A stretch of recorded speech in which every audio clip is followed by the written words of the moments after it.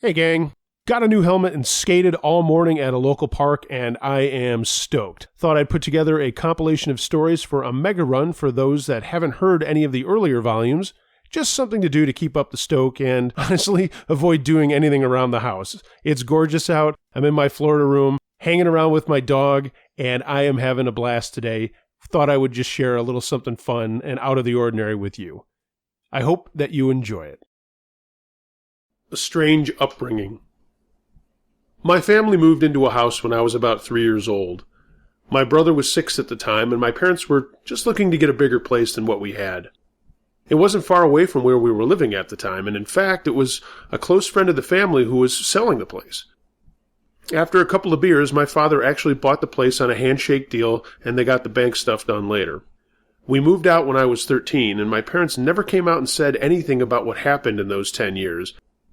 However, when I was about 20 years old, my mother finally told us that the woman who owned the home before my parents bought it had hung herself in a bedroom on the second floor.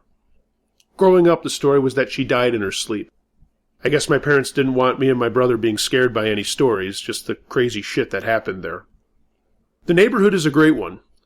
It's off the main strip in a quiet suburb of Buffalo, New York, and has no through traffic. The block, as it was shaped like a P, and on the opposite end of the main drag runs a creek. Quiet, peaceful. I'd pick up a house there in a second, but probably not the one I grew up in. It was a 3-bedroom house with a half-finished basement. All the bedrooms were on the second floor with a large living room and dining room on the first. Not a huge place, but not too small either. I shared a room with my brother for about 7 years, and we had plenty of fun getting into trouble and all that, but we also didn't push the envelope with my parents. We had an interest in the paranormal, and mine probably a little more than just an interest, and many things we saw or heard were blamed on the fact that I happened to be reading something about ghosts. My first recollection is about the time I was 6 or so. We would often wake up in the middle of the night to hear footsteps coming from the basement. At first my father told us it was just the furnace, and we bought that logical answer. Until the next night, and the night after that, and the night after that. I can still remember hearing that boom of the furnace kicking in. That I did recognize as a logical answer. But then there was the soft padding of footsteps coming up the basement stairs, and then on the set from the first floor to the second. It was always soft, but loud enough to know that they weren't sounds from the furnace. They would come down the hallway, which was a straight shot from the stairs ending in a cluster of 3 bedrooms. Then they would stop at our bedroom door. When I was 10, I moved into the room across the hall, and the sounds stopped. One night, a friend of mine, let's call him Jay, was going to stay overnight, and we were going to sleep on the front porch. Why? We were dorks. This was the early 80s, man. Give me a break. My brother and Jay's older brother were going to camp out in the backyard in my brother's pup tent. At around 3:30, my moms came out and dragged us into the living room. We were sleeping through a thunderstorm and didn't even realize we were getting soaked. Still groggy from sleeping, we plopped onto the floor and dozed off again. At 4:15, and I'll never forget the time as long as I live, I felt something was wrong. I was facing our fireplace that sat at the one end of the living room, and I could see a white figure reflected in the glass. It was behind us at the far end of the room. I noticed that it seemed to be falling and trying to catch its balance or something, hold on to the TV, a chair, the large sofa that we had. I punched Jay to wake him up, but it was nothing doing. He didn't wake up. I closed my eyes and fell back asleep. Later that morning, after my dad went to work at about 5:30, Jay woke up and said he heard muffled musical notes. Not too loud, but enough to get his attention. When he woke me up to hear it, the sounds had stopped. I immediately thought it was my brother screwing around, but we soon found out that he and Jay's brother had slept in the basement after the tent they were in was being pelted with rocks at about 2:30 in the morning, right before the storm hit. My brother had a trumpet, and Jay said the musical notes sounded like a horn, so we bolted upstairs to check things out. In my brother's room, the trumpet had been in its case and stashed in the closet the day before, but was now standing upright in the middle of the floor. The case was opened, and standing on its end in the closet. We didn't tell anybody about what we had heard and saw. About a year and a half later, Jay was spending the night once again, but this time we were sleeping in my bedroom. Our heads were together near the door of the room, with Jay lying parallel to the bunk bed setup that split the room down the middle. I was at the foot of the beds. Sometime in the night, Jay woke up and saw a dark figure standing over him. He could only make out part of the head, but said it seemed like it was kind of lolling to one side and that it had really messy hair. He closed his eyes and went back to sleep, thinking it was a dream. When he woke up in the light of the morning, he yelled to me. He was still in his sleeping bag, but on the other side of the bed. The bottom bunk was only maybe 6 inches off the floor, so there was no way he could have slid underneath it to end up on the other side by his own volition. And let me take a moment and explain to you that Jay and his family are one of the most religious families I know. They still are. They were the family that got my family back to attending church, and we're still friends to this day. Jay was a little more than freaked out, to say the very least, after that. As time wore on, I found that some of my friends really didn't like my house. It gave them the creeps. They were fine during the day, but at night, nobody really wanted to hang around. My brother and I never felt threatened, and my parents certainly never said anything happened to them. Not long after that, one of my schoolmates came over on Easter break. I'll call him S. My parents and brother went to visit my grandmother in a nearby town, and the two of us went down to the creek to goof off and grab a smoke. It started to get nasty out. Rain, sleet, kind of ruined the idea of hanging around outside. We came back to my house and were just bullshitting about girls and stuff. We actually had my tape recorder rolling while we were talking. At one point, S said, "Hey, I think your parents are home." I hadn't heard anything and disagreed. We kept talking, and again he interrupted with, "Seriously, your mom's calling you." I went to the stairs and called down to see if anybody was there. No answer. S was starting to get weirded out, but I told him not to worry about it. He was probably just hearing something from outside. Then I heard the voice.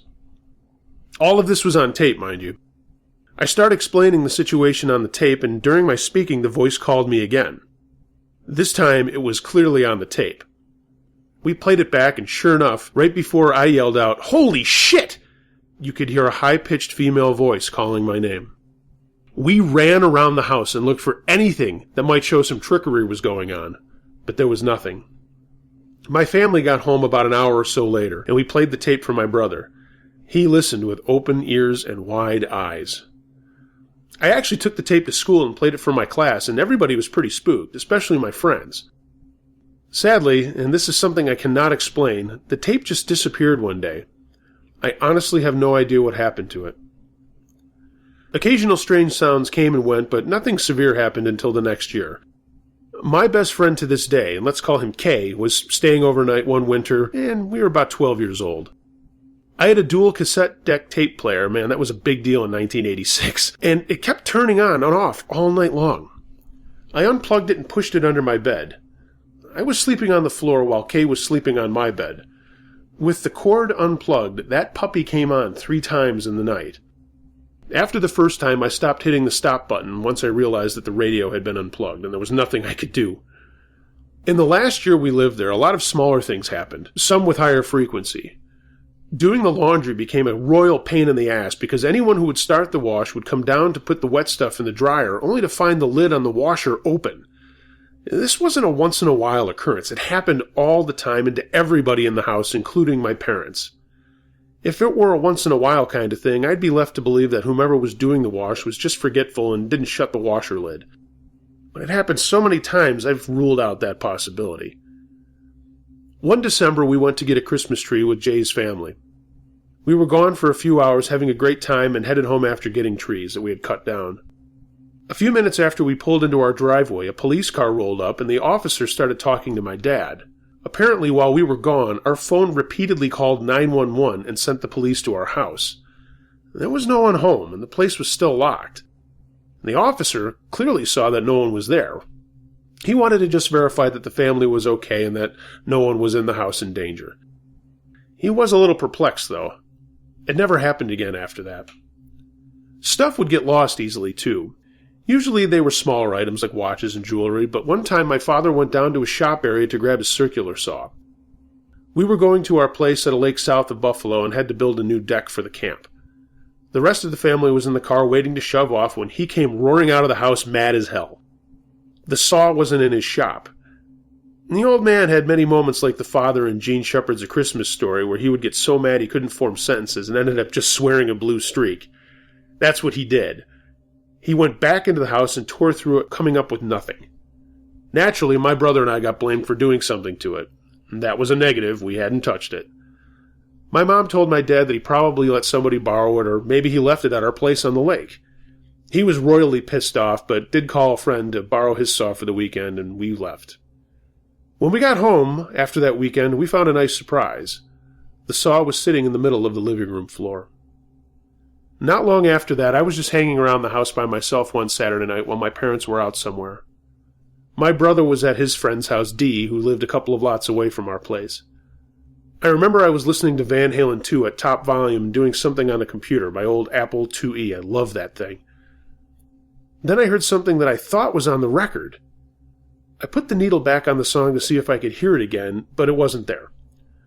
I stopped the record player and then heard the sound of my dad's circular saw running in the basement. I just about shit my pants and called Dee's house to talk to my brother and him, and when they answered, I just started yelling for them to get their ass over here. They both showed up a few minutes later and we went down into the basement.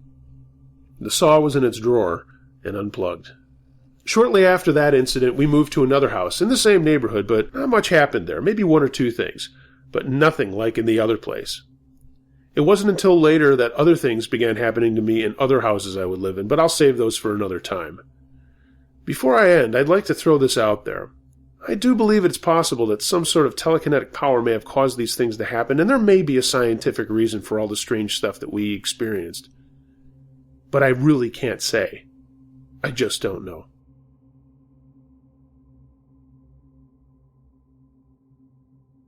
Why I'm afraid of the dark. I was about 7 or 8 when this happened.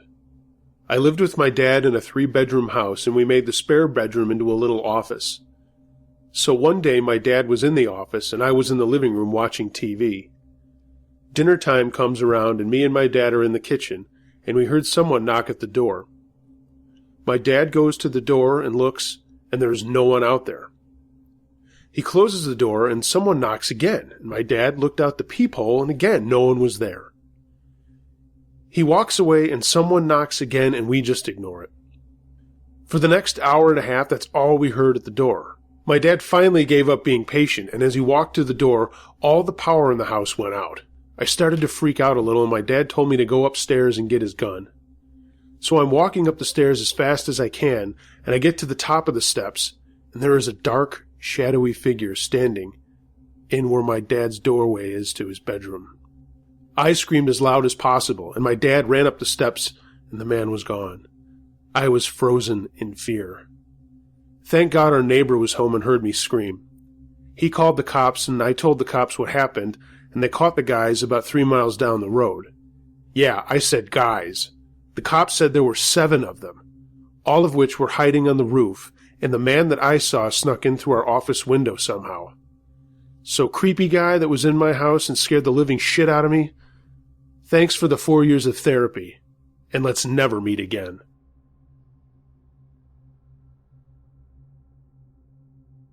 A strange video store. Back in 2001, my father rented an old video store, and in its place built his own business. This building is somewhat old, but no older than the 1980s. It wasn't used for anything but a video store until recently when we got it. It is somewhat small. Upon entry, you see to your right a small room. In front of you, a counter, a hallway of shelves, and a small room in back, which is our office. To the left is a wide open space with another small room in the back and a bathroom/storage room built in the middle. There is also a storage room outside. When we first moved in, I thought it was nice. It was big and roomy, but my feelings changed upon entering the bathroom. The bathroom is really 2 rooms joined. Like I said, a small room with a big shelf on the wall for storage, and the bathroom is across from that. On that first day I went, I entered the bathroom. It was completely dark, and I'm not afraid of the dark, by the way. I suddenly got this bad feeling. It was a mix of emotions. I felt sad and hurt, and afraid and angry all at the same time. The hairs stood up on my neck and arms, and I somehow felt like I was full of static, which I've heard is sometimes a sign of spirit activity. I flipped on the lights, and some of the feelings left. I just had this feeling that there was something evil in that room. There was this heavy, dark feeling looming back there. Every time I turned around or looked somewhere else, I expected to see something or somebody staring at me. I ran out of the bathroom immediately. It's been 6 weeks, and the dark feeling has grown less oppressive, but it's still there. I fear going in with the lights off. I think I may have an explanation for the feelings, though. The room has a lock, and there was a special key for it. Now, I have never heard of porn flicks giving off bad energy, but we also had a feeling that some of the videos may not have been, commercially bought, or possibly made at someone's home and given to him to rent. In the bathroom, there are words carved into the walls, too. From what I can see, some of the words are in Latin, and the word auxilium is carved in above the light switch, which I found out translates to help. There have been other strange occurrences, too. The front doors are heavy. I mean very heavy glass doors. You have to push very hard to get through them. Well, I heard one slam and looked up to see it open a little more, and then slam again. The bells over the door rang twice. I jumped up from the chair in the office and went to the front of the store, looking to see who would come in. Sometimes kids came in and would get away before you saw them. Then I thought maybe it was the wind, but the weight of these things makes that nearly impossible. I poked my head out of the door and noticed there were no cars anywhere near the building, no people, and then I noticed there was no wind. Another time, a coworker was with me when we both heard something heavy crash to the floor. We work with heavy stuff, and we had a bunch of boxes laying around. We thought a box had toppled from a shelf or a stack, but nothing. There was nothing on the floor, and nothing was out of place. Seemingly, nothing back there made that noise. And then I thought maybe something crashed in the bathroom or the storage room, both of which share a wall next to where the sound occurred. They were completely empty, too. We still hear things fall, and we never find anything. I want to take our infrared video camera up there and film a bit and see what is there. I haven't gotten the chance yet, but I have this strange feeling like it's dangerous to be in there alone. I sometimes feel a tightening in my chest. Energy changes there. I can't explain it, it just does. I will admit that we work with objects that attract and sometimes create a lot of energy, heat, and static changes and charges, but this is just a different kind of static and energy. It doesn't feel the same. It just feels different, and it scares me.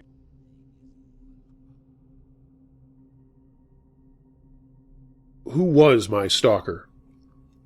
I'd like to begin by apologizing for the length and the poor quality of writing of this. I'm typing it as I remember it all, and I'm a little uneasy talking about him. Honestly, it has been 3 years since the incident, and I still feel sick thinking about it. My name is Lauren. I'm nearly 21 now, but when I was 18, I finally moved out of my parents' house to go to college. I was so excited. I mean, I'm really close to my family, but I couldn't wait to get out of the small town that I lived in and finally live in a bigger city. I had a friend there, then a junior at the university. She was studying abroad for the year and was lucky enough to sublet her room for a low price. The house was old, with peeling paint and dead grass, and the only plants on the lot was an ancient oak tree towering over the small home. It wasn't great, but it was a pretty good deal for a freshman. I had 4 roommates, all of them upperclassmen. 3 lived on the second floor, and 1 in the bonus room attic upstairs. My room was on the first floor, facing the back of the property. It was only large enough for a queen bed and a dresser, but I didn't mind, as I was happy just to have a room separate from my sister. The other girls were really nice and laid back. I didn't have any friends there, and they were really welcoming and invited me to go to parties and other fun events. They introduced me to their friends and buy me alcohol. They felt like the cool older sisters I never had. But it really wasn't my scene. I'm more of a quiet, avoid people at all costs kind of introvert. But I told myself college was the place to change that. Anyway, they decided to host a barbecue a few weeks into the semester. As the night progressed, the small party basically turned into a rave. More and more people arrived, most of them already blackout drunk. I myself did have a few drinks, but I definitely wasn't wasted. One of the roommates introduced me to her friend Ben, who, like me, was hanging out on the outskirts of the crowd. He was cute, tall, lean, with brown eyes and dark hair, and definitely my type. He was on the quieter side, a little nerdy, but that didn't bother me. In fact, I kind of liked that about him. Over the next few weeks, I saw him around campus a lot. At the library, the coffee shop, and even at an antique store. He joked that it was a sign that we were meant to be, and we both laughed. Ben asked me if I wanted to go to a friend's party with him that weekend. He said he hated that scene, but it might be fun if I was there. I agreed. All week I really looked forward to seeing him. He picked me up early and we got food before the party, and when we got to his friend's house, Ben was the perfect date. He understood my usual dislike for crowds of strange people and made a special effort to make me feel comfortable. At first, it was a lot of fun. Later that night, one of Ben's extremely drunk friends decided he was okay to drive home, and Ben took off to stop him. It was taking a while, and a short, round-cheeked guy came up to chat with me until he returned, noticing how awkward I was by myself. He introduced himself as Simon, a friend of Ben's. He seemed nice, so we talked and we drank. "You're too good for him, you know," the friend said, changing the subject of our light conversation. He eyed me seriously, as if he were sizing me up. "I'm sure that's not true," I forced a small laugh, but his expression told me he wasn't joking. I didn't understand. I felt an arm on my shoulder, and Ben interrupted. "You guys talking about me?" He grinned. "Yes," I said, smiling, relaxing into him. "Good," Ben said, shooting a pointed look at the other guy. Simon's face reddened, and he scuttled away quickly. "Fucking creep," Ben muttered. "What do you mean?" I asked, watching the small, thin Simon where he stood in the corner. "Yeah, I didn't want to freak you out, but he's been staring at you all night. He hasn't taken his eyes off of you. It was weird and definitely a little creepy, but I soon forgot the incident. 20 minutes later, I started to feel sick. I cursed myself for drinking so much beer, which I knew usually made me nauseous.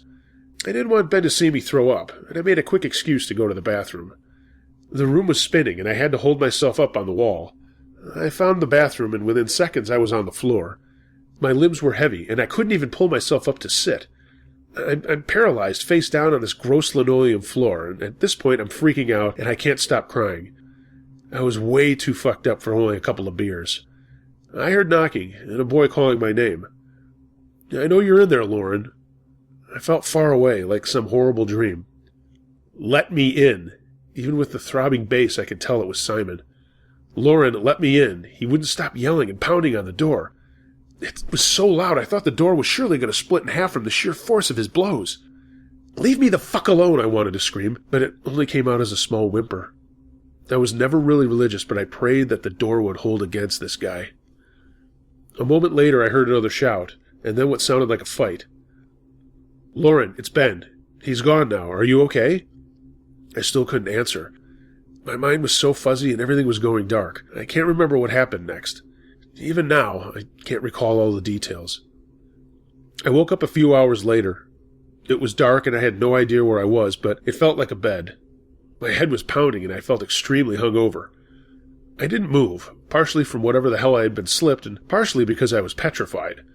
The heavy weight was on my waist, and it took a minute for me to register that it was actually someone's arm. My heart was pounding and I strained to hear anything. When I finally managed to calm down, I heard a familiar whirring sound. It was my laptop charging. I gathered all my courage and reached slowly to the left, hoping to feel the metal yank chain of my lamp, and I did, and it lit the room. My roommate, Kate, was passed out in bed beside me, and she woke up with the light. Ben was fast asleep in the office chair. Kate said she was so glad I was okay. She said Ben had brought me home after fighting off Simon. He had wanted to take me to the hospital, but the roommates had convinced him not to, as I was underage and probably not in any real danger. Ben had reluctantly agreed, but insisted to stay and make sure that I was okay. I still felt sick the rest of the day, and Ben stayed to play nurse. The roommates jokingly called him the hero, my knight in shining armor. Ben smiled, surely accepting the praise. Late that same night, however, Ben had to leave. He was a pizza delivery guy and had to work the late shifts. So, after he goes, I get a text from an unknown number, telling me they had a great time at the party and they liked the way my legs looked in my skirt. I asked who it was. "You know who it is." I quickly blocked the number and suspected Simon. I showed the other girls and they told me to save the text just in case. Ben started coming over nearly every night and soon became my first real boyfriend. It was definitely a new experience. I had not by any means forgotten the incident, but after not seeing Simon or going to any more parties, I relaxed a little. It helped having Ben, my hero, by my side. Everything was going pretty well. Ben agreed to take our relationship slow as I was both a virgin and scarred from that last incident. After about a month and a half of constant contact, however, I felt like I needed a little space. I decided to go home for the weekend, which was about 3 hours from the school. Ben was a little upset that I wanted to leave, but he said he understood. I didn't have a car, and my parents didn't want to drive 6 hours round trip, so I had to take the train. Ben drove me to the train station and kissed me goodbye. He had to go into work soon and had to drop me off an hour early. About 30 minutes before the train pulled in, my phone starts buzzing. Again, it was an unknown number. "That suitcase is too big for a weekend," the text read. "You're not trying to leave me, are you?" I got hysterical and started searching around the room. There, on a wooden bench across the lobby, sat Simon. His buzzed blonde head was semi-covered in a hood, and he had no bags. Our eyes locked immediately. All I could hear was my heart hammering against my ribcage. My stomach turned, and I sat there, frozen. I finally willed myself to move and leapt from my seat, surprising the couple beside me. "Who the fuck do you think you are?" I shouted, suddenly so angry I couldn't control myself. Simon looked from side to side as if he was waiting for one of the now staring passengers to intervene. As if on cue, a large man in an Amtrak uniform stopped me and warned me that if I didn't calm down, I was going to have to leave. I still tried to push past the employee, but when I finally got around him, Simon was gone. I was furious and wanted to follow him. I wasn't usually the fighting type, but I am 5'8", a few inches taller than this guy, and I was fit enough to get in a good hit or two. The male worker was shouting at me to get my things and just go, but a female employee intervened and quickly attempted to pacify me. I began to cry as I gave her a summary of what had happened. She was a very sweet older woman, and she held me as the others in the station continued to watch. She said I reminded her of an old college roommate who had gone through a similar situation. The woman said her friend had not been as lucky as I was, and I should thank God that Ben was there for me. I agreed. The train finally arrived, and I boarded. I called Ben and recapped the episode. He sounded nervous and offered to take off work and pick me up at a stop along the way. I hadn't seen any trace of Simon in the car, so I said no. Not 5 minutes later, my phone buzzed again. "You're so sexy when you're scared." "Fuck off," I replied. "I like a girl with spirit. They're more fun to break." This pumped the creep factor off the scale. I called Ben, but he didn't pick up. He was probably on a delivery, so I just left a voicemail to call me back. I had the overwhelming sense of fight or flight, neither of which were possible while on a 150-mile-an-hour train. When I finally got to the station near my house, my family was huddled on the platform, talking to Ben. Confused, I stepped out to greet them. After the barrage of family bear hugs, Ben leaned in. "I called back 5 times. When you didn't answer, I was worried." He whispered low so no one could hear. "There was no reception in the country," I explained. "Look," he said, and passed his phone to me, a text from the blocked number. I don't remember the exact words, as it wasn't my phone, and I don't really know what they were, but it said something about the guard dog leaving me alone all weekend, and he thought Benny would put up more of a fight. Then when I didn't answer his calls, Ben panicked and drove straight to my hometown. My parents were excited to meet him, but a little confused, as I had not mentioned him much, and I never really told them about the party. Ben, of course, quickly charmed and won over the whole family, even my dad, an ex-Marine who was the stereotypical overprotective father of my 16-year-old sister and me. He even warmed up to him. They asked him to stay the weekend, and he slept in my little brother's room.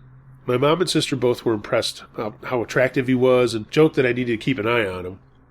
Later that evening, I got another text. "You called the guard dog? You're no fun, babe." Ben held me tight to his chest and told me he was never going to leave my side. In the next few days, he kept to his word. He took the week off of work and ended up sleeping even in my bed with me, rather than the living room couch I used to make him sleep on. While he was with me, the disturbing messages stopped. In class, though, and when I eventually got a job at the coffee shop on campus, I would get the, "Yeah, you look good in those jeans," or "I love to watch you work" messages. This guy knew when I was alone. They started to come so often that they started to become a normal part of my daily routine. Soon after, I had started taking self-defense classes with the campus police. I was becoming more and more confident that Simon was not a real physical threat anymore, as I had not seen him, and I was extremely careful to watch out for myself. But the less I cared about Simon, the more intense the messages became. I told my cop instructor about the stalking, and was advised to change my number. I did, and only gave it out to a few trusted friends and family. Despite my best efforts, however, the text still persisted. "You know you can't get away from me. I know where you live. I've been inside." He even described the picture of my family that sat on my desk. I felt so violated and finally filed an official report to my instructor. I called in every time I received a text, but said they couldn't do much unless he physically threatened me, which is bullshit if you ask me. I told Ben to go back to work and that I wasn't so worried anymore. He was delivering pizzas one night. Kate and the other housemates went out to a senior party off campus, and I was enjoying the quiet solitude. It was exam week, and I was up around 3 a.m. studying for a final the next day. I was starting to doze off, so I packed up the books and turned off the music I had on. I turned out the lights and drifted to sleep. I awoke to the sound of crunching snow and a scraping noise on the side paneling of the house. I held my breath and slowly slid my bedside drawer open. I kept a 7-inch Marine-grade combat knife, a graduation gift from my father, in there. I used to joke about how ridiculous it was, but I appreciated his paranoia now. But when I felt for it, it was gone. I was so scared. I was on the edge of hyperventilating. The scratching became increasingly louder, harder, and faster. I saw the silhouette of a man through the curtain, but was too damn petrified to open them, terrified to see what was on the other side. "Go away," my voice cracked as I screamed. I began to cry, and I hated myself for being such a coward. I tried to sound more confident as I yelled again, "Leave me the fuck alone, I'm calling the fucking cops." I grabbed my phone and dialed 911. The operator said there was a car nearby and would be there in about 5 minutes.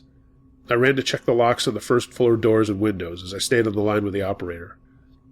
The noises persisted for another minute that passed like an hour.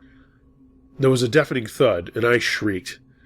I heard sirens nearby and waited for the cop to pull in the driveway before meeting them outside. It was nearly below freezing, and I was still in my pajama shorts and t-shirt, but I don't remember even feeling the chill. I explained through sobs what had happened, and that I thought this guy named Simon had been harassing me for months. The officer pulled me inside and told me to warm up. She said there was another officer on the way and told me to lock up behind her as fast as while she could check out the yard. The other policeman arrived and happened to be my self-defense trainer. He helped the woman search the area. I called Ben and left a voicemail. They returned a few minutes later and said that whoever it was had left. They followed the footsteps to the road but couldn't find anyone, as the road had just been salted and plowed very recently. The two fell quiet and looked at one another. "What is it?" I asked. It was obvious they were keeping something from me. They were silent for a moment, before my instructor told me to get dressed. I did, and we walked in silence outside. We avoided rooting the large footprints and followed them to the side. My heart dropped to my stomach, and my knees felt like jello.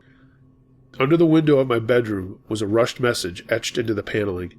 It just said, "Lauren." The woman broke her silence and said she wasn't sure why he would leave this knife behind. Sure enough, there in the snow lay my blade. As a final fuck you, he had used my own knife. The cops waited with me until Ben came. They said they would post an officer in front for the night, and they would investigate Simon and review everything more in the morning. I called my housemates to let them know. A very drunk Kate answered on the fourth dial and said they would just stay at the house they were already at. Ben offered to let me stay over, and I grabbed the things I would need for the exam. We went to his apartment. He gave me the key to his place, and he told me he loved me for the first time. I was surprised at the timing, but after what felt like a near-death experience, I just told him that I loved him too. He convinced me to move in with him, and while I wasn't comfortable living with a boyfriend yet, I agreed until I found another place to live. The rest of the night was uneventful, but I didn't sleep. I went back to Ben's after my morning exam. He was finishing up an exam himself, and when I got back to his place, it was empty. I was making a to-do list of things to move when I got a call on my cell phone. It was my instructor. I'll never forget this conversation. "Hello?" He cut me off mid-greeting. "Are you alone?" Yeah, why?" He sounded relieved. "Where are you?" At my boyfriend's." "I need you to get out as quickly as possible. I'm on my way. Give me 10 minutes, he said. What's going on?" I said, frustrated and concerned. "His footprints. They're the same size as the ones last night. In the background, I could hear him flick the sirens on." "Simon's?" I asked hopefully. "No, Ben's. Do you know where he is?" "Ben's?" I asked, and almost laughed at how ridiculous it sounded. He's probably on the way back from his exam. "Get out of that house," he stressed. His serious tone told me that it was not a joke. I hopped to my feet. I flung the door open and ran straight into Ben's hard chest. I gasped, dropping the phone from my shaking hands. The cop's voice blasted from the speaker. Ben picked it up, holding it to his ear. "Who is this? She'll have to call you back," he murmured, his eyes not breaking from mine. "Babe, what's wrong?" His tall frame blocked the doorway, and he slowly herded me back inside, turning the lock behind him. I was just going for a walk," I whispered, barely audible. "Without a coat?" he continued, inching closer. "You'd catch a cold." His usually relaxed demeanor was now cold and predatorial. "Can I have my phone back?" He looked at the device in his hand, holding it high above his head as I tried to snatch it. "Please, Ben." Tears welled in my eyes and my heart pounded. "You have to get it from me," he smiled and chuckled. I jumped but missed. He wrapped his arms around my shoulders, pressing my body to his. "I love you so much, Lauren. Do you know that?" I shuddered and nodded slowly. "And you love me too, right?" I nodded again, unable to speak without bursting into tears. "Say it," he said, yanking my hair back and forcing me to face him. "I love you," I cried. "That's why you'll never leave me, right? Because I protect you. I'm the only one who can." He bent down, pressed his lips hard against mine. Adrenaline really is amazing. I know the self-defenses class has really helped out, and anybody who has the opportunity to take them should. But when the situation arises and you need to make a split-second decision to save your life, your mind goes blank. I bit his lower lip with enough force that my teeth sank right through it. Blood gushed down his chin and into my mouth as he shrieked. I took his moment of shock to knee him hard in the balls, and he groaned as the air escaped his lungs. I ran past him nearly to the door when he yanked my left arm back, wrenching it from its socket. I screamed and landed on my ass. "I did this for us," he roared, blood gurgling in his mouth. He spit and kicked me in the ribs. A sickening crack sent pain shooting through my side. "You're a fucking psycho," I yelled. Sirens wailed in the distance, and relief washed over me. In minutes, 5 cops rushed the door, swarming in and pinning him to the floor. I remember his red, angry face looking at me as his split lips squished against the ground. I thought to the night of the party, where I felt helpless, and Ben was the one to help me. Now he was the helpless one, cuffed with an officer straddling his back. "I love you. I didn't do anything wrong, Lauren. Tell them, Lauren," he shouted between the cops and me. "I fucking love you. What are you doing? Tell them." My instructor helped prop my head up, afraid to move me until the ambulance came, just in case I had any serious injuries. It turns out the cops had brought Simon in earlier for questioning. He had a solid alibi and explained that he had no idea what was going on. He said he knew Ben was kind of shady since his freshman year of college, when he suspected Ben of drugging and sexually abusing a friend of his. That night at the party, he saw me in bad shape and rushed to the bathroom to help me. Ben came in and kicked the shit out of him, knocking him out. He had tried to warn me before all of this had happened. After the big scene at the party, Ben had no choice but to bring me home with my housemates. When they constantly praised him for being the hero, he decided it was the only way I would want to keep going out with him, if he was the only security I had. When the police went to talk to his employers, they said he had quit about a week before the incident at the train station. So he stalked me for months, saying he was at work when he was really outside my window, breaking into my room. They found a second cell phone in his glove box with all the texts. Apparently, every time he thought I was drawing away from him, he would terrorize me to bring me closer. He wanted me to all to himself, and managed to pull me away from my friends and family, saying that they would only worry if I told them, and that they couldn't do anything anyway. I had become so isolated and dependent on him. The police went back to my house after Simon's interrogation and noticed the footprints. Ben was smart enough to change shoes, but was still the same size, which were a good 4 sizes bigger than Simon's. Not only that, but the side of my house was on a hill, and Simon's head would only come to maybe an inch or two above the sill, unlike Ben, who was 6'3". Ben ended up being charged with aggravated assault, though the attempted rape charges were dropped, as there was no proof of it later. He's now in his 3rd year of a 6-year sentence. Simon moved schools, choosing to finish his senior year at a community college instead. I ended up becoming pretty close with my cop instructor, who will hopefully be my partner in the next year if I pass my police exam in the fall. Thanks for listening to this story, and if you managed to make it all the way through. I'm still not sure why I decided to write it. Maybe it was more for me than anyone else. It's nice to let it out, as it's difficult to talk about. I know it's not as awful as a lot of the other stories that you hear here, but it still isn't something I would wish on any of my enemies. Well, maybe except Ben himself.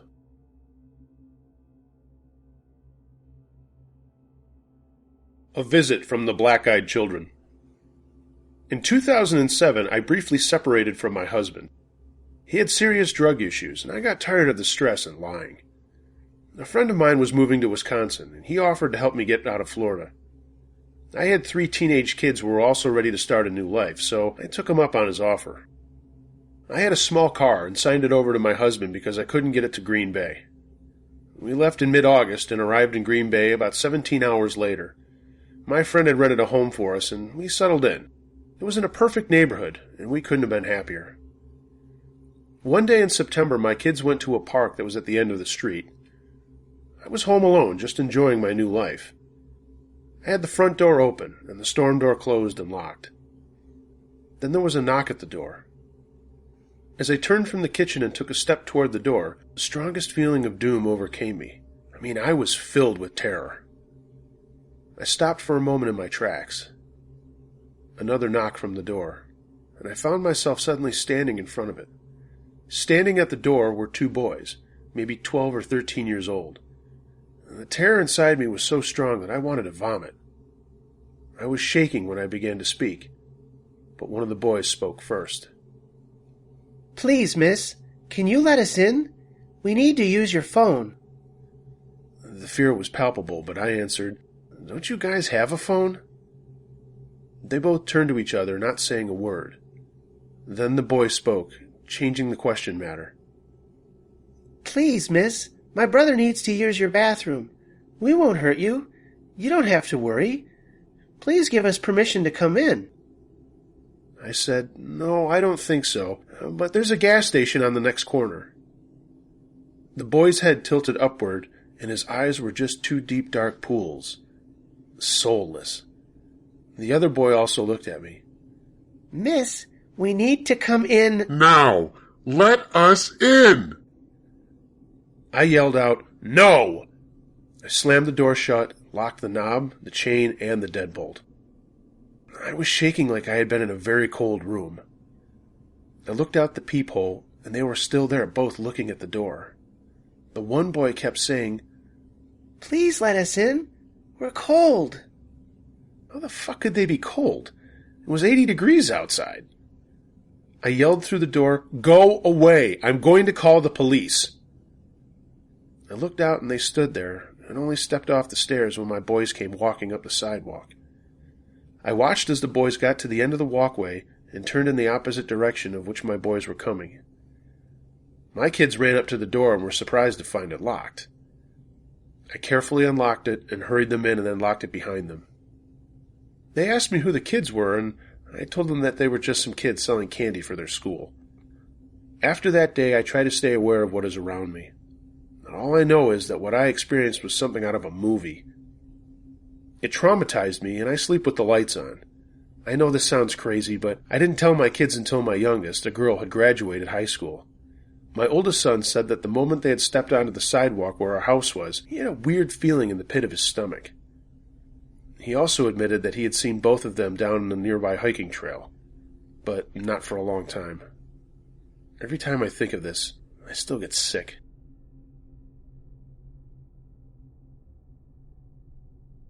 Who the hell was my boyfriend?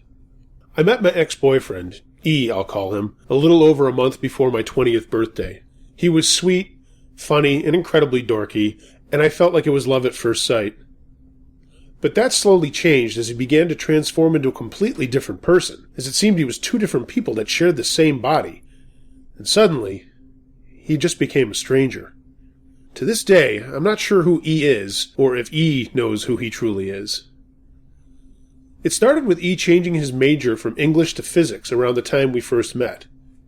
He wanted to tap into some sort of higher knowledge, and he felt that studying English was for those who were less intelligent. He began to watch strange New Age conspiracy theory videos on YouTube, and he'd make me watch them with him. And the information they presented was so strange and odd, almost cult-like.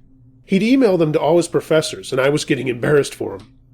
E thought these videos told the truth and would help people see some sort of reality. But in actuality, they were just nonsensical, ad-based garbage. He began to read more books, things I can only describe as cult-like literature. Extreme militant atheism, strange books on stoicism and books on how to get rid of emotions, and some strange, bordering New Age physics books. He began to form strange ideals concerning things. He believed that feelings and emotions were beneath him, and stopped trying to have emotions. He believed that all people were a means to an end, and to him, everyone had purpose or usefulness to him, and no one else was a true individual person, just a tool for E to use. The strange thing about this was that just was one side of E. The other side was the dorky guy who accidentally walked into glass walls and wrote me poems, the one I fell in love with. And after all this time, it still hurts to admit that he would change, though. His voice would change, his personality would change, the entire vibe he gave off changed. Even his face, somehow, would also change. And what's worse was the silly, sweet E never remembered what transpired when he was the uncomfortable, cultish E. That's what I think of him as. He was never in a cult, but the ideas and things he had read reminded me of a cult. The strange E raped me several times, which at the time he knew was rape, but at the same time didn't know it qualified as rape, and I was young and didn't know it didn't matter if it was your significant other. But it was still rape. And the nice, silly E couldn't remember it. He couldn't remember that he had said all disabled and mentally challenged people should be euthanized because they served no purpose to society, and that we needed abortions to be legal so women could abort children who had mental and physical defects. This E wanted a world of idealized, highly intelligent people that were incapable of feeling. The other E wanted to play his guitar and had long hair and wore sandals 24/7. I talked to a therapist about this, and she said E most likely has a form of multiple personality disorder. I broke up with him and haven't seen him in over 3 years, and I haven't had contact with him in 2. Leaving E was very difficult. But I guess I just wanted to share my story to tell anyone reading this is that if you find yourself in a bad relationship but still love the person, you have to leave them, as hard as it may be. Wherever you are, E, I hope you are well.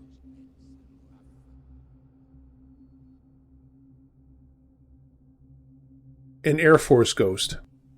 First, let me say this story does not represent the opinion of the United States military in any way, nor does it reflect on any official military history. It's just my personal experience, along with some recollections that some folks that have served in the same maintenance shop as I was in. That disclaimer having been made, here we go. I'm a staff sergeant in the Air Force, serving at Nellis Air Force Base, Las Vegas, Nevada. I've been here nearly 10 years. I was initially assigned to the Jet Engine Intermediate Maintenance Facility, which is Building 858. I'm a jet engine mechanic. Building 858 is a mutt of a building. Initially built in the mid-60s as a single hangar. Later they added a larger hangar behind the original and then yet another hangar later. I don't know the full history of the building, of the things that may have happened in it, or of the site that it's built on.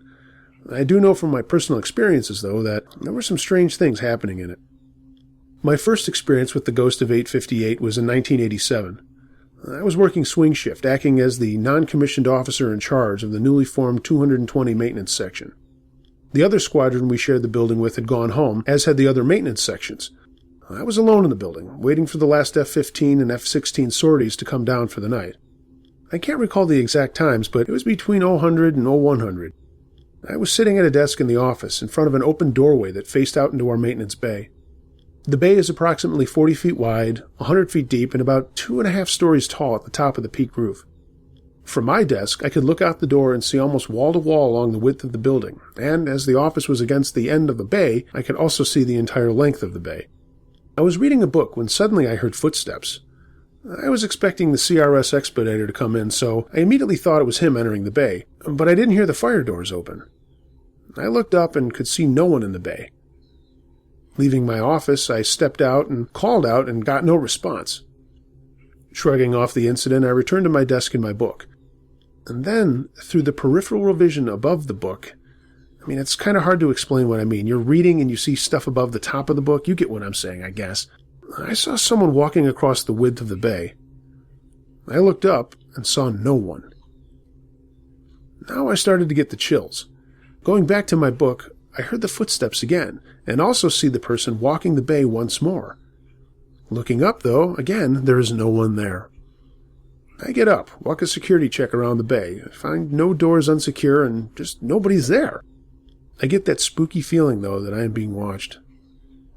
Shortly after this, the CRS expediter comes in, the fire doors banging as usual when he enters the building. These doors are the only entrance to the bay after hours. I convince him to walk a security check with me through the facility. We find no doors open, and there's no one else in the facility. I mentioned this to a friend of mine the next day, and he replies that it isn't unusual to hear footsteps in the bay. He's had the same experience, numerous times, as well as seeing the figure that I saw. Next to the 220 bay was the J85 bay. This bay ran the same length and width as the 220 bay, with a ceiling-to-floor wall dividing them. At the south end of the J85 bay was a roll-up fire door that led into a warren of offices. The hallway that fed those offices was wood-paneled, about 30 feet long, and the walls were, maybe 7 feet high, leaving the tops of the offices open to the roof of the building. The J85 bay and the 220 bay were joined by a double fire door at the middle of their length. On security check one evening, prior to shutting down for the night, I stepped through the double doors to make sure the 85 bay was secure. I moved towards the hallway at the south end of the bay. All bay lighting was off, except for the emergency overheads, which were always on in case of power failures or for anyone who needed to enter the building. As I prepared to move down the hallway, I could see that something appeared to be on the southern wall where the hall kind of made an L shape to the east to join the break room. It appeared to just be a gray mass of dim light, floating approximately 5 feet off the ground. Looking at it, it appeared to be slowly roiling upon itself. It's hard to explain. It was dim, and to the best of my memory, it was casting no light upon the ground. The hallway and office warren had no lights on, and no emergency lighting was active in that section. I stepped about 2 paces into the hall to investigate when all the hair on the back of my neck stood up. I got goosebumps, and something inside of me said that going down there would be a major mistake. So rather than stay and investigate or have this thing approach and investigate me, I turned and made a hasty retreat. Ran like bat out of hell back to the full lighting of the 220 bay. I brought up this experience later on with another coworker from the other squadron, and he told me of an experience that he had in the break room, that place where the L hallway kind of led to.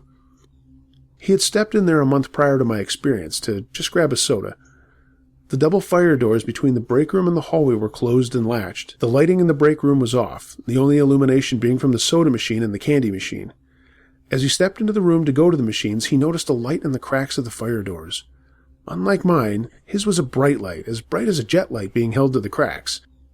For those who don't know, a jet light is a work light made from an automobile headlight and powered by wall current that runs through a transformer, and that gives you an idea of how bright this light was. The light was at the crack of the middle doors, halfway off the floor. It moved up to the crack at the top, moved slightly right and to the left, then back down. It moved to the crack at the floor and again moved left and right before returning to the middle crack, halfway off the floor. This guy said that the movement took approximately a minute and a half. He reached for the door, expecting to expose a coworker in a prank, but as he touched the door, the light dimmed and stopped moving. Jet lights don't dim, they just go out completely, and like me, he got an immediate reaction from the hair on the back of his neck and the goosebumps. He turned his eye-head and beat a hasty retreat back to his maintenance crew. Several of us have had various experiences in the building, and we were sitting around one night relating them to one another.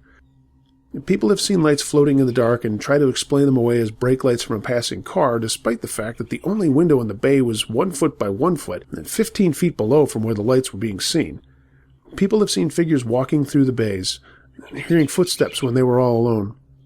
Doors slam in the maintenance bays at odd hours, equipment gets moved around, and 2-ton cable hoists are seen swinging when there's no one there to be moving them. Brad and I were teased by our supervisor regarding this stuff. We were working in the 85 bay one evening, and she came down the hallway going, "Woo, woo, hey guys, I'm talking to the ghosts." And we told her not to fool around. No telling who might be listening. We then closed our toolboxes and left through the doors in the common wall. As we were turning in our equipment, she came running up another hallway that joined 2 of the hangars. She was yelling at us, demanding to know how we did what we did, indignant that we tried to scare her. It seems that after we left, she went to shut off the overhead lights in the bay. As she hit the switches on the east side, she looked up at a light that hadn't gone out, but was quite dim.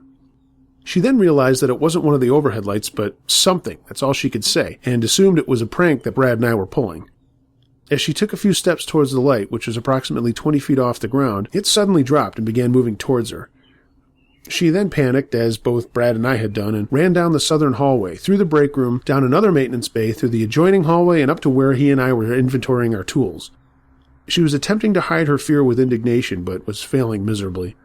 When she asked us to go investigate what it was, we refused.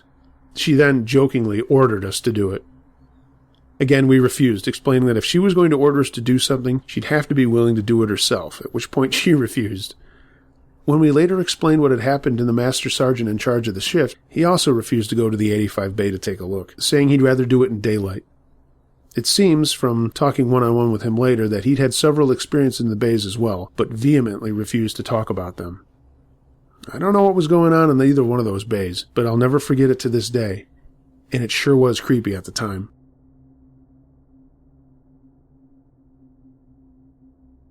Some detail for a good mental image. I live in a massive subdivision that surrounds a bunch of woods affectionately referred to as the trails.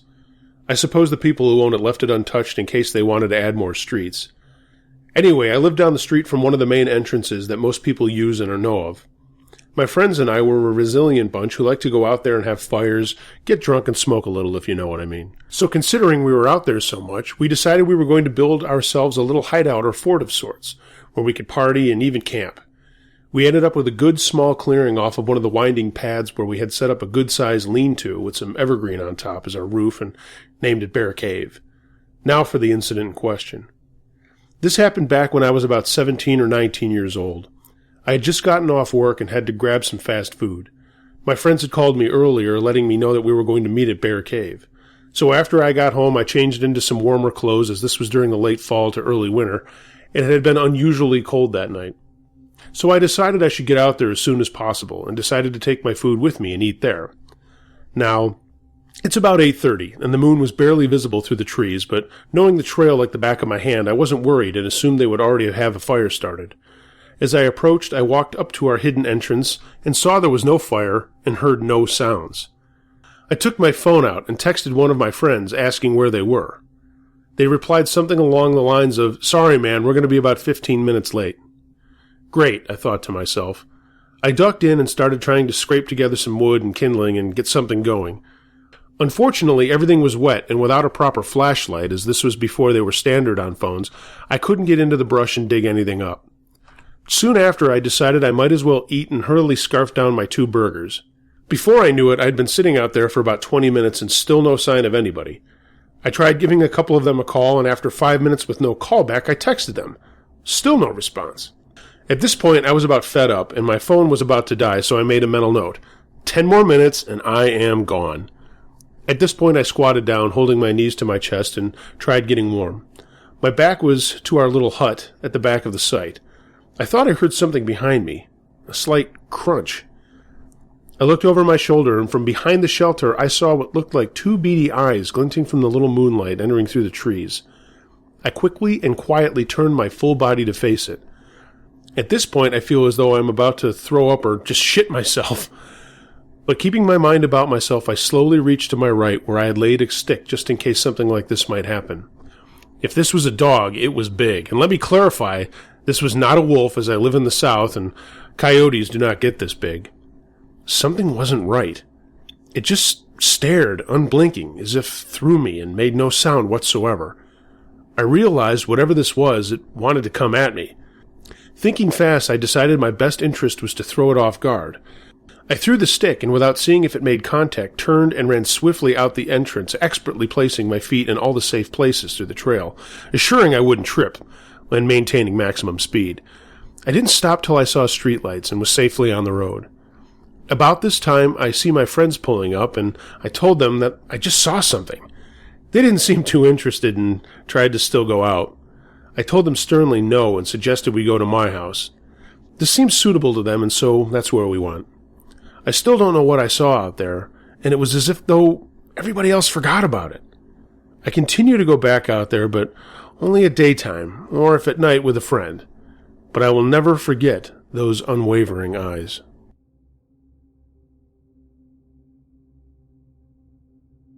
Cannibals on our camping trip? This was about 10 years ago. I was around 12 at the time. I grew up in a small town in southern Ontario, Canada, where there really wasn't anything to do during the summer holidays. To defeat the summer boredom, my father and I would take 2 weeks every summer and rent a cabin up north. Our favorite place to go was a small tourist island called Manitoulin Island, which was a 6-hour drive from our hometown and then an hour-plus ferry ride across the lake to the island. While on the ferry, an older gentleman in a semi-formal suit was handing out a small stack of papers in the tourist section of the boat. My father and I approached him and took one of his flyers. It was a map of the island, crudely designed in MS Paint or the equivalent of any other free drawing program you can find on the internet. On the map was various tourist attractions and picnic areas.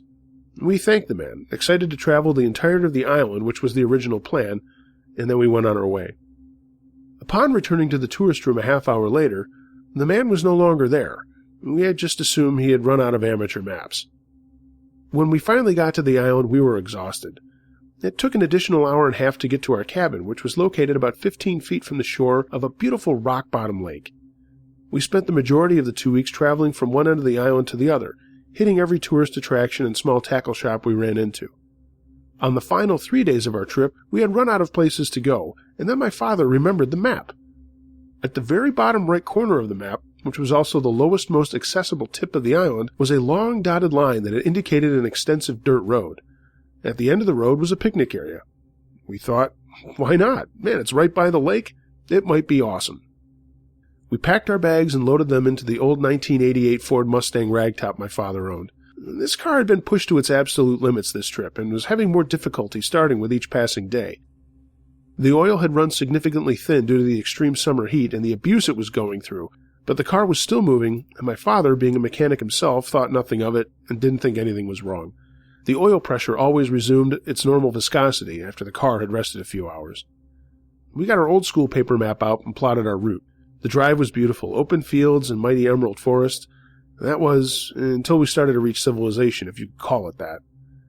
The houses that came into view were quite disheveled in each town we passed through, and while in one of the native towns, we witnessed an entire town of Native Americans, covered in red and black war paint.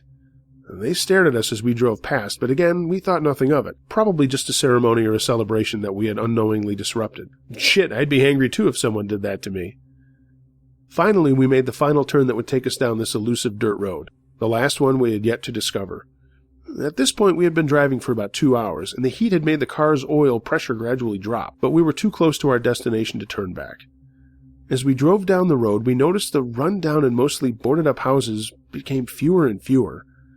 The distance between them grew larger until finally there were no more houses to be seen.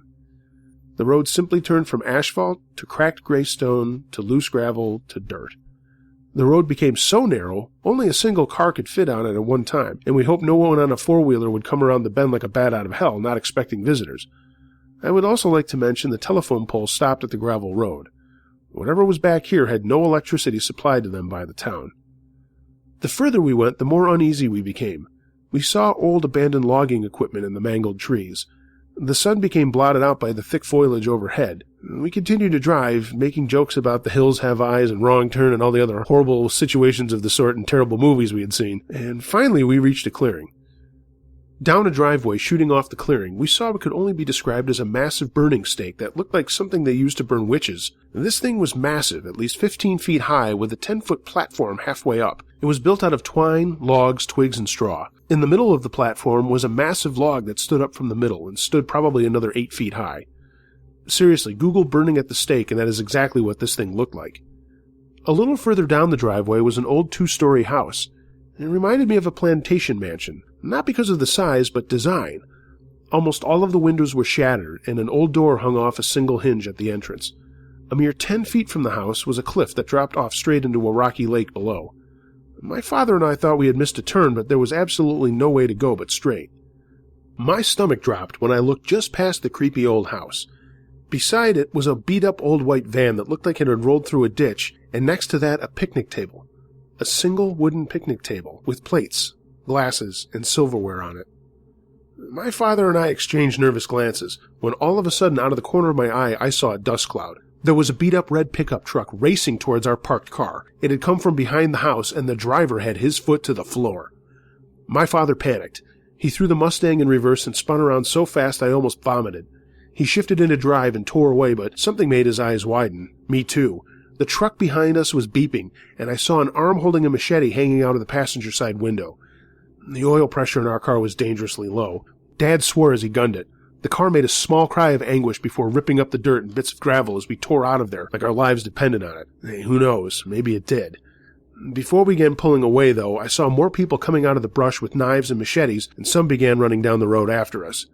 We soared down that dirt road, taking risky turns, catching air when we hit huge holes in the ground, and all the while the car screaming at him, begging to stop. But he didn't.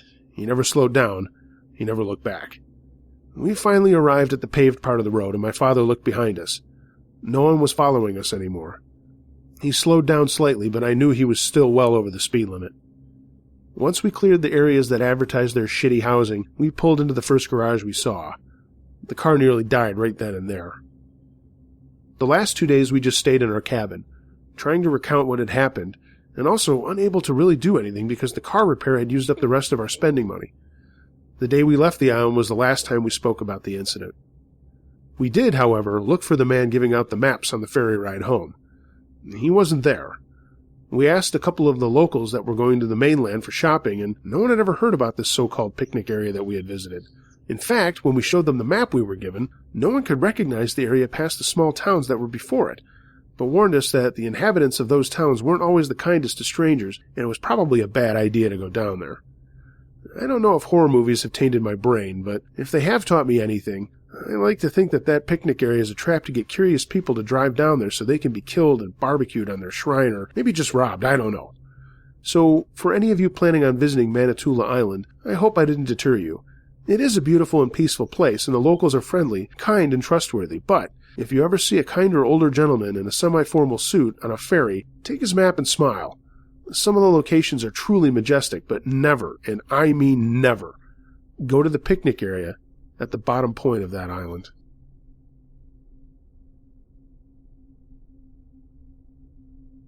The strangest case I ever worked on. I'm a licensed private investigator. I don't believe in the occult. I don't believe in the paranormal or anything of that sort. The case I'm about to describe did not change any of this. You really have to put a lot of trust in your senses as a PI, and bogging those senses down with deductions spotlighting supernatural intervention is a pretty piss-poor plan if you want to get real answers in cases. I do, however, have my own weird personal superstitions and idiosyncrasies. Wouldn't really be a human if I didn't. I try to keep them separate from my job, but sometimes they pop up in the back of my mind regardless. For example, I sometimes feel that reality stops functioning correctly in complete isolation, that when things are left completely unobserved for a long amount of time, the unknown, unseen spaces cease to exist. Stuff that shouldn't be able to physically happen is suddenly no more than child's play, and unwelcome things that have no right existing play their fickle little games with us. I don't try to think about it too much, and I most certainly don't give the thought any power. Nonetheless, there's always the occasional case in which that idea is particularly tempting to indulge. And this is one of those times. I was sitting in my office finishing up one of my previous cases, just general reports left, lots of paperwork. The tedium was broken up when my phone began to ring. Picked it up only to hear the voice of one of my closer PI friends on the other end. We chat casually for a few minutes, mostly just me trying to get my mind off the writing pains in my wrist, but it's obvious that he's called for a reason. He explains that he's been on a missing person case, a small boy around the age of 4. His mother and father had divorced a few years ago, and his mother was currently holed up in my area. The boy had apparently been missing for quite a while, and the police had been contacted, but they had turned up nothing during their investigations. After a week passes with no sign of a missing person, you kind of have to start assuming the worst. Nonetheless, we're usually the last resort for these cases after the police have done their thing. So my buddy went to work when he was called, and apparently he managed to dig up a couple of accounts saying that the kid was seen getting into an olive green SUV with a woman looking to be in her early 30s just hours before his disappearance was reported.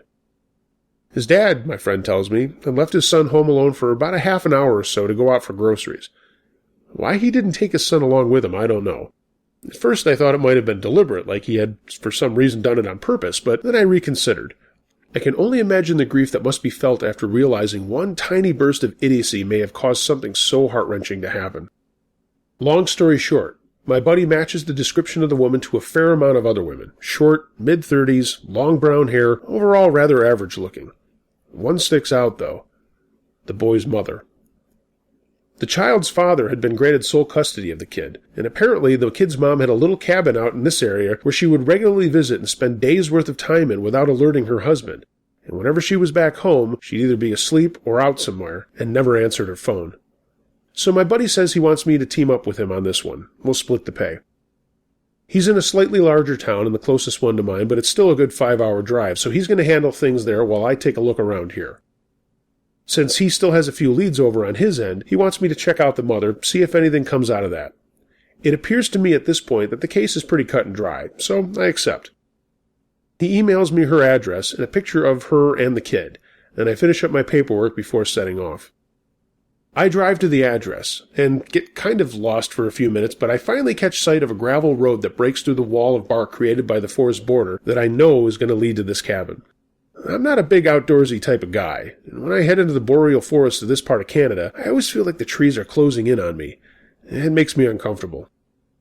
As I slowly pull down this path, towering green giants blot out the sun overhead, and I'm starting to regret taking this case. The gravel slowly turns to dirt, and the small break in the tree line slowly begins to disappear at my back. The silhouette of a small building finally comes into view, off on the horizon, so with a small sigh, I park my car and get out. As much as I'd love to stay cooped up in my metal haven of protection, I'm here on a private investigation job, and I do have to remain relatively covert. That's not happening if a car just suddenly pulls up onto the front lawn of an isolated cabin. As I get a little closer, I begin to notice something is just kind of off about the trees.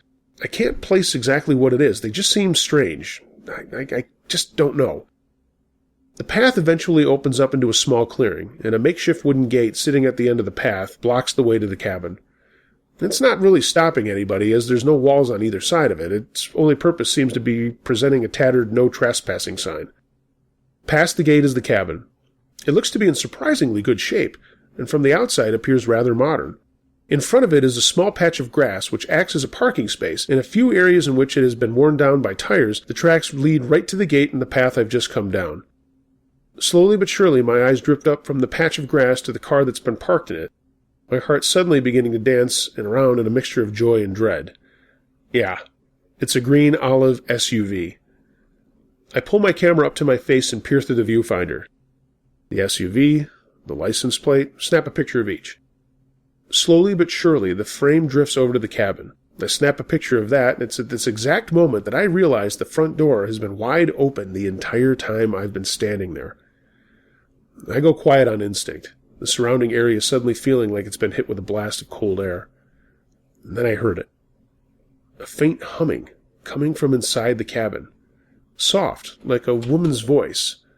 Once I hear it, I suddenly become unable to stop hearing it. It's a haunting, drifting tune, equal parts melodic and eerie. Every once in a while it stops or skips a little bit, as if its source was running out of breath or having voice cracks. Before I even know it, I'm taking a step forward. I know it's a stupid idea, but my legs are moving faster than my mind. Just a little peek, I tell myself, just one peek to satiate my curiosity and what's in there. And that's it. The cabin loomed over me as I got closer. The grass crunched under my feet until finally, just barely, the inside of the building comes into view. And I stop dead in my tracks. Branches. It takes a moment to register, but there are tree branches covering the floor of this cabin. And when I say covering, I mean covering.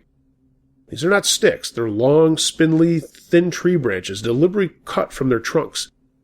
Like a natural line, my gaze follows them to the single piece of furniture in the room. A small white coffee table with a CD player perched on top. And I realized why the humming sounded like it was skipping. The trees around me suddenly felt like they were closing in on every side, like the earth below my feet was trying to swallow me whole. I didn't take another moment to sit and deliberate on it. I just booked it out of there as fast as I could, and I launched towards my car, slammed the door shut, put it into reverse, and punched it out of there. That place just felt wrong. The first thing I did was contact the police. I sure as hell was not going back there, but there was no way I was just going to let it sit there like that. They investigated and were just as weirded out as I was, but ultimately they didn't turn up anything of use. The cabin had been deserted, save for the sea of branches on the floor with a white coffee table and the lone CD player. The SUV was near pristine, not unlike a new car, and sat alone as well. The investigation continued for a while, but it was more or less a dead end. Nobody ever returned to that cabin. My buddy's leads never panned out either, and not surprisingly, the child's mother was also reported missing as well, shortly after we had visited the cabin. We never found any of them. In the end, things simply went in the cold case files. I most definitely have a few theories and ideas on what exactly went down with that place, but none of that can be proven, so I'll let you guys speculate for now.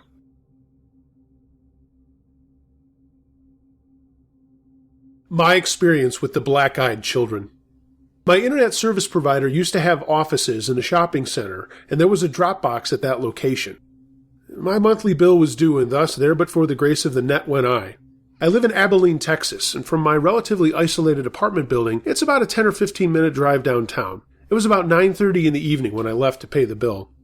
Right next to the communications place was a $1.50 movie theater. At the time, the place was featuring that masterwork of modern film, Mortal Kombat. I drove by the theater on the way into the center proper and pulled into an empty parking space. Using the glow of the marquee to write out my check, I was startled to hear a knock on the driver's side window of my car. I looked over and saw two children staring at me from the street. I need to describe them, with the one feature that I guess you'll be able to guess at later that I didn't realize until about halfway through the conversation. Both appeared to be in that semi-mystical stage of life where children get into what you can't exactly tell what their age is. Both were boys, and my initial impression is that they were somewhere between 10 and 14. Boy number 1 seemed to be the spokesman. Boy number 2 didn't speak much during the entire conversation. The first boy was slightly taller than his companion and was wearing a pullover hooded shirt and jeans. His skin was olive-colored and had curly, medium-length brown hair. He exuded an air of quiet confidence. Boy number 2 had pale skin, with a trace of freckles. His primary characteristic seemed to be looking around nervously. He was dressed in a similar manner to his companion, but his pullover was light green, and his hair was sort of a pale orange. They didn't appear to be related, or at least not directly. Oh great, I thought. They're going to hit me up for money. And then the air of the evening changed. I've explained this before, but for the benefit of anyone who doesn't know me, right before I experience something strange, there's a change that I have in my perception. It's basically enough time to know it's too late to do anything about what's happening. So there I was, filling out a check in my car, and in a sudden panic over the appearance of 2 little boys, I was confused, but an overwhelming sense of fear and unearthliness rushed in. The tall boy smiled, and the sight, for some inexplicable reason, chilled my blood. I could feel flight or fight responses kicking in, something I knew instinctually was not right, but I didn't know what it could possibly be. I rolled down the window very, very slightly and asked, "Yes?" He smiled again, broader this time. I remember his teeth being very, very white. "Hey, mister, what's up? We have a problem," he said. His voice was that of a young man, but his diction, quite calm and something I still can't put my finger on, made my desire to flee even greater. "My friend and I want to go see the movie, but we forgot our money. We need to go to our house to get it. Can you help us out?" Okay. As a journalist, I'm required to talk to lots of people, and that includes kids. I've seen and spoken to lots of them, and here's how it usually goes. Mister, can I seat that camera? I won't break it or anything, I promise. My dad has a camera, and he lets me hold it all the time. I guess I took a picture of my dog. It wasn't very good because I got my finger in the way and you can take the picture from there. Add in some feet shuffling and body swaying, and you've got a typical kid talking to a stranger. In short, they're usually apologetic. People generally teach children that when they talk to adults, they're usually bothering them for one reason or another, and that they should at least be polite. This kid I was talking to this evening was in no way fitting that mold. His command of language was incredible, and he showed no signs of fear. He spoke as if my help was a foregone conclusion. When he grinned, it was as if he was trying to say, "I know something, and you're not going to like it. But the only way you're going to find out what it is will be to do what I say." The best reply I could offer to his original query was, well, and now here's where it really starts to get strange. The quiet companion looked at the taller boy with a mixture of confusion and guilt on his face. He seemed in some way shocked, not with his friend's brusque manner, but that I just didn't immediately open the door for him. He eyed me nervously. The taller boy seemed a bit perturbed, too. I still was registering something wrong with both. "Come on, mister," the taller boy said again, smooth as silk. Car salesman could have learned something from this kid. "Now, we just want to go to our house, and we're just 2 little boys." That really scared me. Something in the tone and diction again sent off alarm bells. My mind was frantically trying to process what it was perceiving about the 2 figures that was so wrong. Was all I could manage. I felt myself digging my fingernails into the steering wheel. "What movie were you going to see?" I finally asked. "Mortal Kombat," he replied. The silent partner nodded in affirmation, standing a few paces behind. "Oh," I said. I took a quick glance at the marquee and at the clock in my car. Mortal Kombat had been playing for an hour, the last showing of the evening. "Come on, mister, let us in. We can't get into your car until you let us, you know," said the tall boy. "Just let us in, and we'll be gone before you know it. We'll go to our mother's house." That's when I locked eyes with him. To my horror, I realized my hand had strayed toward the door lock, which was engaged, and was in the process of opening it. I pulled it away, probably a bit too violently, but it did force me to look away from the children. I turned back. I don't know, I offered weakly, and then my mind snapped into sharp focus. For the first time, I noticed their eyes. They were coal black. No pupils, no iris, just two staring orbs reflecting the red and white light of the marquee. At that point, I knew my expression had betrayed me. The silent one had a look of horror on his face and a combination that seemed to indicate A, the impossible just happened, and B, we've been found out. The tall boy, on the other hand, wore a mask of anger. His eyes glittered briefly in the half-light. "Come on, mister," he said. "We won't hurt you. You have to let us in. We don't have a gun." The last statement scared the living shit out of me, because at that point, by his tone, he was plainly saying, we don't need a gun. He noticed my hand shooting down toward the gear shaft. His final words contained an anger that was complete and whole, and yet contained in some respects a tone of panic. "We can't come in unless you tell us it's okay. Let us in." I ripped the car into reverse. Thank God no one was coming up from behind me. And I tore hell out of that parking lot. I noticed the boys in my peripheral vision, and I stole a quick glance back. They were gone. The sidewalk by the theater was deserted. I drove home in a heightened state of panic. Had anyone attempted to stop me, I probably would have run right on through and faced the consequences later. I bolted into my house, scanning all around. It included looking out into the sky from my windows. What the hell did I just see? Maybe nothing more than some kids looking for a ride. And, maybe wearing some really funky contacts? Yeah, right. A friend suggested they were vampires, what with the old let us in bit and my compelled reason to open the door. That and the we'll go see our mother thing. I'm still not sure what they were, but here's an epilogue I find chilling. I talked to my friend Chad about this. He's still my best friend, my best ghost hunting companion, and all-around cool guy. I called him and talked to him briefly. He had 2 female friends with him at the time, both professing some type of psychic ability. I started telling him the story, leaving out the part about the black eyes for the kicker. One of the women, we were on a speakerphone, she stopped me in mid-conversation. "These children had black eyes, right?" she asked. "I mean, all black eyes?" Yeah, I said. I was a bit taken aback. "Huh," she said. "One night last week I had a dream about children with black eyes. They were outside my house wanting to be let in, but there was something wrong with them, and it took me a while to realize it was the eyes. I hadn't even gotten as far as them wanting to come in. What did you do?" I asked. "Well, I kept the doors and windows locked," she said. "I knew if they came in, they would kill me." She paused. "I gotta be honest, even though I don't know you, I'm certain they would have killed you too if you had let them into your car."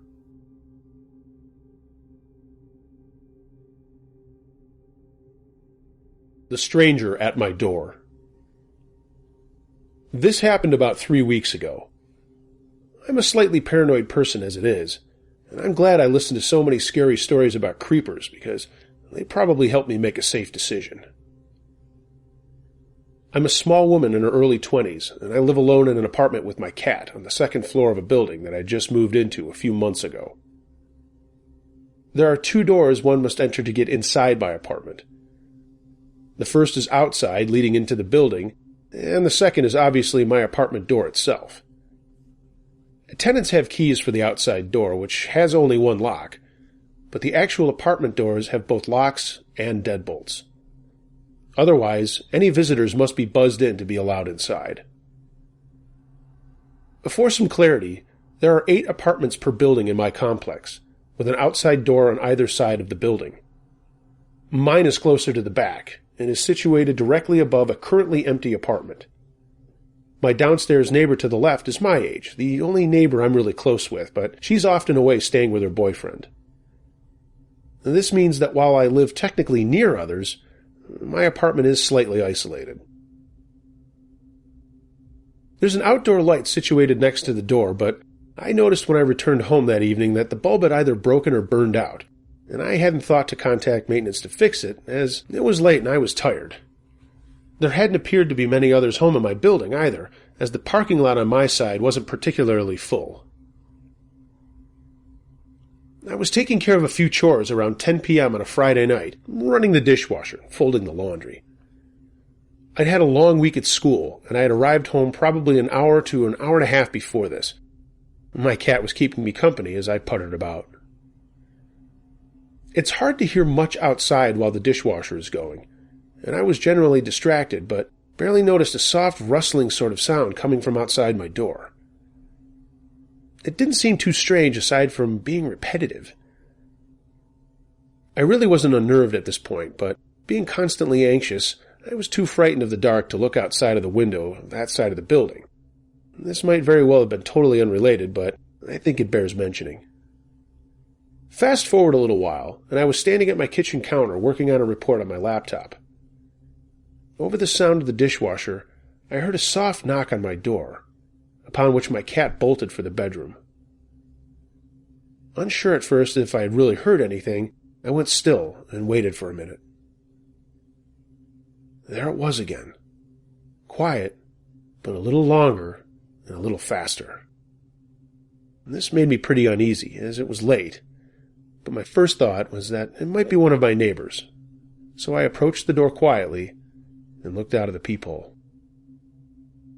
As I mentioned, the only neighbor I know well is the young woman who lives downstairs, but I'm familiar with what all the others look like.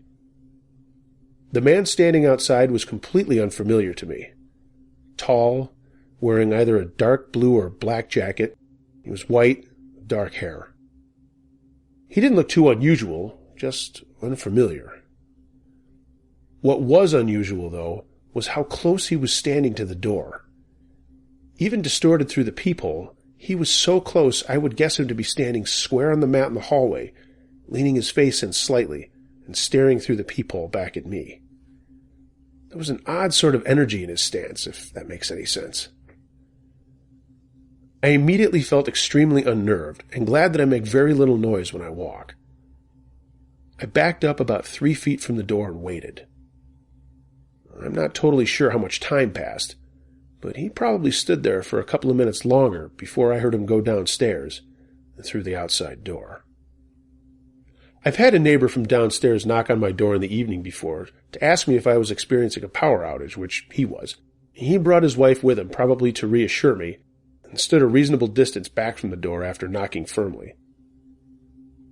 This was exactly what this strange guy didn't do, which is why it set me on edge. However, always trying to convince myself I was making a big deal out of nothing, I told myself that this had probably been a similar sort of situation, but was far too immediately uncomfortable to consider answering the door. I decided to listen to my gut. I texted both my mom and my male friend about the situation, and my friend offered to come over and keep me company, but by that time I had talked myself out of any of nervousness I was feeling, and I assured him that I was fine. I went to sleep about an hour later, and woke up, having mostly forgotten about it. Shit got weird the next day. Only in the context of what I saw the next morning did the knock even seem frightening. I had agreed to accompany my mom and her boyfriend yard sale hopping that next morning. They were picking me up early, around 7:30. My mom gave me a call from her car when they arrived on my side of the building to let me know to come down. I grabbed my bag, went up my door, and downstairs. As soon as I opened the outside door, something was clearly wrong. The handle turned very loosely, the door opened very easily, and upon shutting it again behind me, the handle itself completely fell out of the hole. Looking back, I wish I had taken a picture of it because it's a little hard to describe, but it had been messed with. The outside portion of the door handle was held in place with screws, and that part was completely missing. The lock component of the handle was also missing. What was left was a stripped handle with a hole in the middle where the keyhole should be. Both those parts, when I searched the surrounding grass and sidewalk, were nowhere to be found. Essentially, it had been thoroughly fucked with. My mom, having heard about the knocking incident from the night before, was not cool with this at all and insisted that I report the incident. I contacted maintenance and the police, but as there are no cameras situated near my apartment and definitely not near my door, I'm not particularly hopeful. I've gotten no additional information as of now. In talking with my neighbors, who were obviously made aware of the vandalism, nobody who was at home or awake around that time had heard anyone knock on their door or saw, heard, or came in contact with the man I described. Maybe this is overthinking it, but it makes me even more nervous. It makes the approach seem more targeted and less random, as if he knew I was there, as if he knew I was one of the only people alone in that building. For what it's worth, the outside door handle has been replaced, and nothing like it has happened since.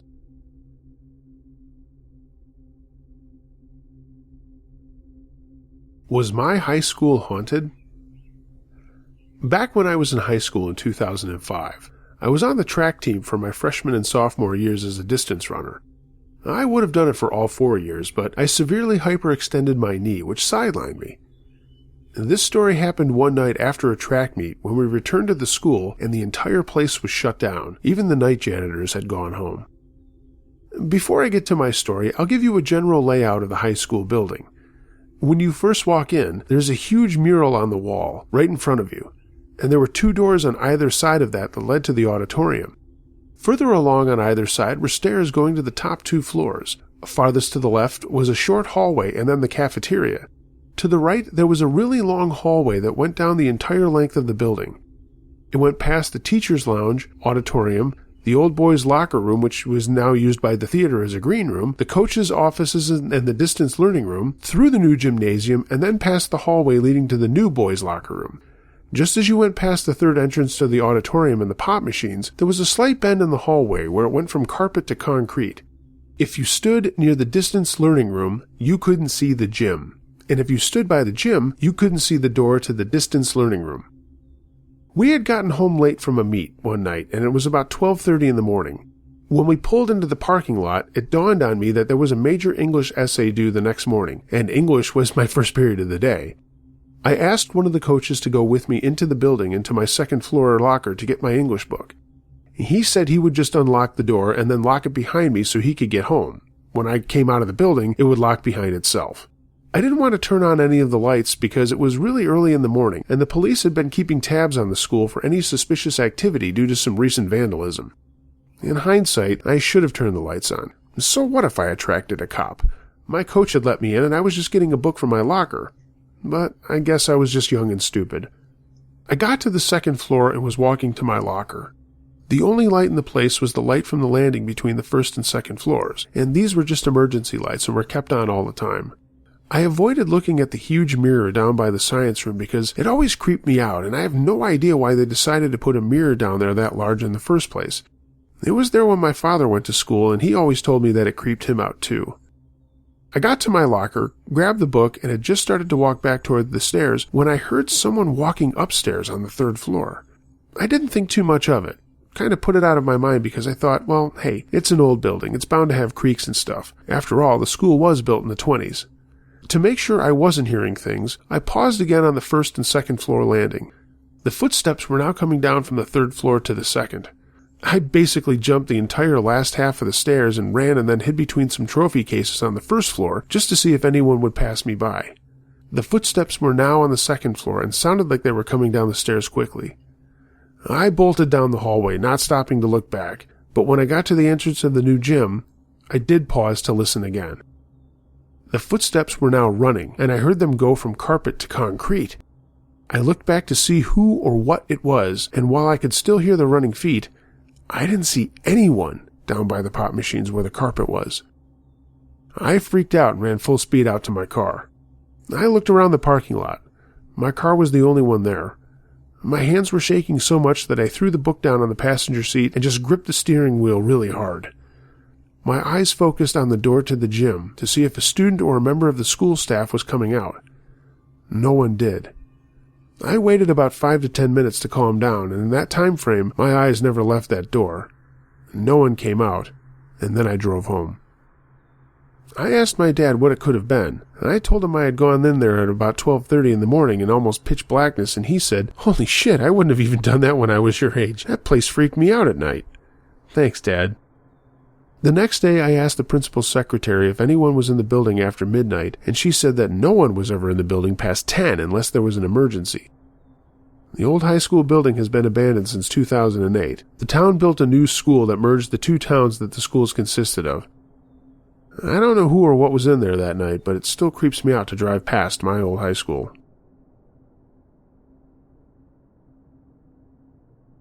The red pickup truck. So, before I get started, I'm just going to give a bit of backstory in order to help paint a better picture of my surroundings. This story is by no means any scarier or as scary as some of the stuff I've heard, but hearing those stories has made it harder to keep to myself, and I've never really told anyone what happened this night. I'm a young man, early 20s, kind of a twinkish build, in other words, a small young dude who is typically unnoticeable, and I don't come off threatening in the slightest. I also intimidate easy because I'm kind of short. Anyway, I grew up in a big city, so I'm pretty used to being aware of my surroundings, and I try to keep an ear out for any suspicious-looking people. After about 19 years in the city, I moved to a rural/suburban part of the state of Pennsylvania. Not a lot of action out here. In my town, most of the people are retired or just your average run-of-the-mill young families. There is no city life in this town. Heck, public transit isn't even 24 hours. Needless to say, at about 11 p.m., the streets are nearly deserted, with maybe a car or two driving by every 10 to 15 minutes or so. Compared to the city, that gives this town a very secluded and desolate feeling. In 3 years of living here, I haven't really experienced much. Maybe once in a blue moon I'll run into a drunk, but even they just scurry on their way home, trying not to fall over into someone's lawn. And once, I had a guy try to insist I get in his car and help him to get somewhere, but that quickly ended as another car approached and he gave up. But what I'm about to tell you was a little different. I was about to face one of the most terrifying moments of my life. The worst part is, living in such a slow-paced town had dulled my senses and taken away my ability to act quickly, the way you need to in the city. That night back in the fall, I had decided that I wanted to go to the supermarket and blow some money on frozen foods and other snacks. It was about 3 a.m, and since I've always been an insomniac, I figured I would stock up on some junk food and just watch horror movies all night. I typically made trips like that, as the supermarket was just across the street, and it was open 24 hours. As I mentioned, people aren't really out late in my town, and if you're wandering around after midnight, you're likely the only person out there. This supermarket is part of a fairly big mall complex. The stores are all connected, with a pharmacy to the left of the supermarket and some clothing stores on the right. At that time of night, the huge parking lot was almost completely empty, save for the overnight workers at the market. I cut through the lot to make my trip a little bit shorter. After I made my purchases, I was making my way across the lot, walking back to my building, which, as I mentioned, was on the opposite side of the road. And that's when my eyes caught a red pickup truck driving up the block. I know some people feel like maybe serial killers and kidnappers all drive vehicles like that, as it's easy to stash a body in a truck bed, but in Pennsylvania, due to the farms and rougher terrain like forests and dirt paths, almost everyone drives a truck of some sort. So it didn't strike me as any kind of red flag, and I didn't give it any more thought. I was watching the truck mildly as I made my way to it. I was planning on passing him in the street he was going on to get home. He drove up to the red light, and that's when I noticed the driver's weird behavior. His windows were extremely tinted, so I couldn't see for sure who or what was inside the truck, but he was repeatedly tapping the gas pedal. It looked like he was either in a hurry or drunk or maybe falling asleep. He would occasionally let go of the brake and then step back on them, feeling the truck jerk forward, because for the remainder of the red light, the truck kept inching forward, little by little. The light went green, and the truck stood there. That's when I started to feel uneasy. It wasn't inching. No turn signals were flickering, and it was as if the driver was parked or was distracted by something. At this point, I'm still inside the parking lot, but walking along the border of the street he was on. And that's when I think he noticed me, as I was the only moving object in the lot. I'm not sure if I upset him in staring at him as I walked, but when the light went red again, he ran it. He made a right, driving along the top border of the lot, only he didn't follow the road out or even enter the lot through the entrance. It was like he was angry or just totally confused because he made a very sharp right after turning right at the light. He cut through the trees and grass borders of the lot, and as the truck lurched and hopped its way into the lot, he immediately whipped into my direction and cut his headlights. And this made me turn around completely. I slowly walked backwards, not taking my eyes off the general direction of where he had entered. There were no lights, no street lights, no parking lot lights. This made me lose any common sense, and fear took over instantly. I began going over the possibilities of why this was happening, but I still couldn't understand what was going on. After about 30 seconds of walking backwards, I noticed the truck had gained a few dozen feet on me, driving slow enough as to not make much noise on the ground, just cruising through the darkness. I felt lightheaded and weak in the knees. Even typing this now, I feel like he still knows I'm suffering over this. The only reason I realized how much the truck was advancing was because, by the sweet grace of God, the street light at the corner in the distance miraculously reflected the bright green off the silver grille of the truck. I felt so alone, like, in that moment, I had no one. I knew no one was aware of what was going on. Pennsylvania tends to be pretty safe and boring, so there is never anything like security cameras in parking lots or neighborhood patrols. It felt like even the people in the homes facing the lot didn't exist. I thought I was going to have a heart attack when I heard the engine rev a little, and the truck jumped forward. I remembered that directly to the side of me across the street was a hospital complex. However, the ground between was lumpy and had many dips, so I knew he would have a chance of catching up to me if I ran across. But at the same time, I also knew he might fuck up his truck or tires or something trying to drive fast through those dips. I made a split decision and sprinted across the street into the lot as the truck continued to advance towards me. I ran as fast as my legs would let me, and I thought the weight of my bags would drag me to the ground. Thankfully, I made it across and stood on top of the first dip and turned around to see my stalker. That's when I realized the truck stood at the very edge of the parking lot, just watching me. I caught my breath and kept walking across the tops of the dips and hills towards my building. Never displaying any intent on moving or driving or anything at all, the driver sat watching me until I got into my building, at which point the truck looked pretty much like a small animal in the distance. By the time I got upstairs to my floor's lobby and looked out the window, he was gone. My place is on the 12th floor, and my view gives me a wide span for a couple of blocks, as the houses were short and I could see into the streets away from my building. The truck wasn't there. It was like he knew when I got into the elevator and just took off. I sat in my room and the reality of what had happened began flushing through my system. I never saw who he was, never heard his voice, and certainly didn't want to interact with him. There was no music from the truck, no talking, laughter, no smoke from cigarettes, nothing. No indication that this person was a normal human being by any means. Thoughts flooded my mind. What if he had a gun or a knife? What if he wanted to confront me for watching his weird behavior at the light? When he was frozen at that green light, was he watching me? Asking himself if he wanted to fuck with me? And when he cut through the lot and shut his lights off, what were his true intentions? To run me over? Hop out and hurt me? I'll never know, and that fact haunts me. The way he drove gave off the vibe that he relished in the fact that no one was around or watching, and he could do anything he wanted. That still terrifies me, and I've cut back on going out at night.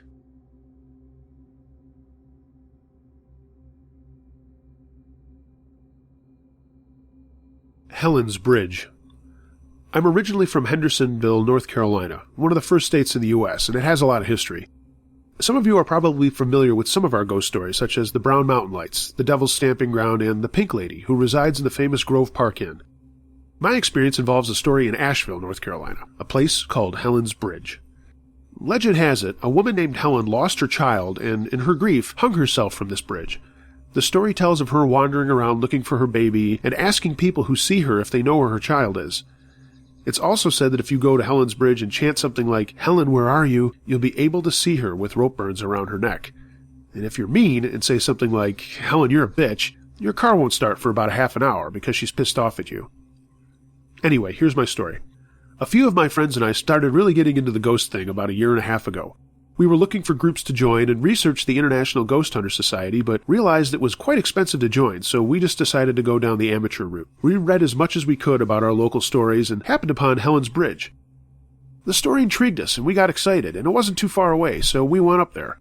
The bridge itself is about 50 or so feet above the road on top of a large hill right outside of downtown Asheville. It's an older bridge using concrete and large stones, and pretty intimidating. Upon reaching the site, we saw a metal guard barrier blocking access to the bridge. Being teenagers, we gave no regard as to why it was there, so we parked our vehicle about 100 yards away on a poorly lit side street just to avoid the cops if they would come out. It was about 1:30 a.m., so we figured it would be okay and we would get away with whatever we were going to get away with. When we got back to things, the scene was deathly quiet. The bridge itself is only about 20 or so feet long, not very big by today's standards. There were 5 of us that night. Myself, Larry, Andy, Mark, and Cody. Andy and I ventured onto the bridge and recited what we thought to be correct. Nothing happened, so we decided to actually cross the bridge. As we did, an old truck passed by, going in the direction of where we had parked. The strange thing about this was, the truck had to go under the bridge to get where we were, and as quiet as it was, you'd think we would have heard it. After looking at each other in some disbelief, Andy and I continued across the bridge. When we got to the other side, we saw a massive wall of chain-link fence. Apparently, somebody didn't want anybody to get in there. Ever the adventurists, we walked along the edge of the fence until we found an opening. Going through it, we happened upon a road that ultimately led to nowhere except a funny-looking house. It had only one window, a garage door on the bottom and one door at the top. Feeling that nothing else would be discovered for the night, we turned back and started to leave. As we were crossing the bridge, I got this weird feeling, so I tapped Andy's shoulder, and we turned and looked back at the way we had just come. There was nothing there, so I just started walking back again, and I noticed it was exceptionally clear and the stars were out, really bright. And then the incident occurred. There were some lights in between the tree branches, 4 altogether. Then the lights split into pairs and started to jump to different heights in the tree sporadically. This caused us to freak out a little bit. I started to back up when one of the set of lights came immediately down to my level and then just disappeared. I turned around when I heard a very distinct sound of wind, except the wind was not blowing. I looked at Andy, a 6'6", 300-pound man, and something hit him in his chest and he was knocked about 6 feet back onto his back. I stood still in disbelief. There was no way what just happened really happened, right? I checked on Andy. He was out like a light, and his pulse was very light. About 15 minutes later, he woke up with no recollection of what had happened. As Andy got to his feet, I hauled ass back to the car with Mark and Cody. Noticing that Andy and Larry were not right behind us, I turned around to see that they were walking. So I tried to walk as calmly as possible back to them. When I got there, I asked why they were going so slow. Andy replied, "Go slow. They are following us." I looked back and actually saw the same 4 lights crossing the bridge and coming slowly towards us. When we reached the vehicle, the lights were about 50 yards away. The vehicle was an almost brand new Ford Focus station wagon, so it wasn't old enough to be breaking down just yet. That being said, the car didn't start for about 10 minutes. And when it did start, we went back down the road, unfortunately towards the lights. Right as we were about to pass through, they disappeared, and the car felt like it was on full AC blast. We checked, the AC wasn't on, and all the windows were up. We got the hell out of there and went to a Waffle House to discuss what had happened. The only problem was that Andy literally could not speak. He looked at his chest, and there were 2 handprints clearly on his shirt where he had been hit. After that happened, I quit my pursuit of ghosts, but Andy and Larry pressed on, and had an experience in a local cemetery. Anyway, that's my story. It has helped me have a better understanding and to not piss off the specter. Not like I'll ever be going back there anyway. I hope it in some way can help you too. If you are ever in Asheville, North Carolina, ask around and you'll get more stories about Helen's Bridge. Feel free to go looking during the day, but if you go at night, you might not only get a visit from something out of this world, but you might have a run-in with the local police. They'll charge you with trespassing. That's the most popular story I got. So, when you're on your ghost hunts, just be careful out there.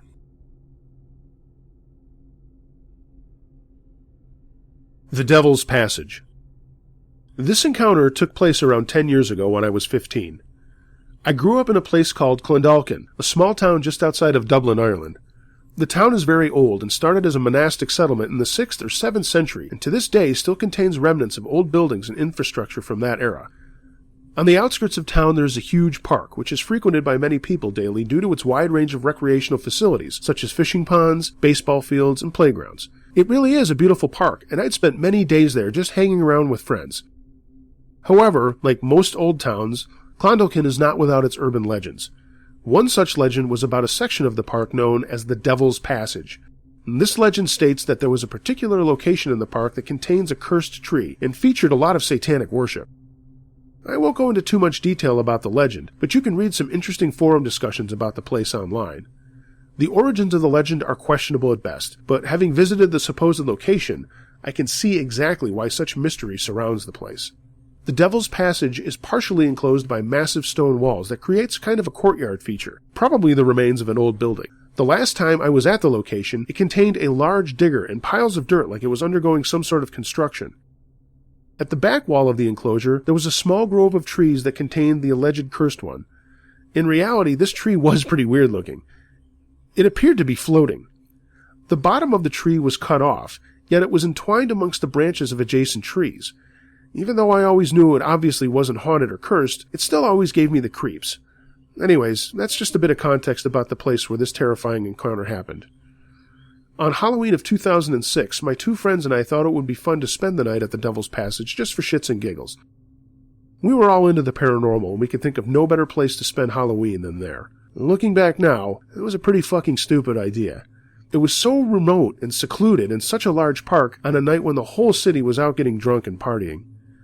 After telling our parents we were going trick-or-treating, we headed to the park around 6 p.m. We'd set up our spot at the very back of the grove within Devil's Passage, next to some boulders, which we used as seats. We decided we'd light a fire using some old newspaper we found and some sticks.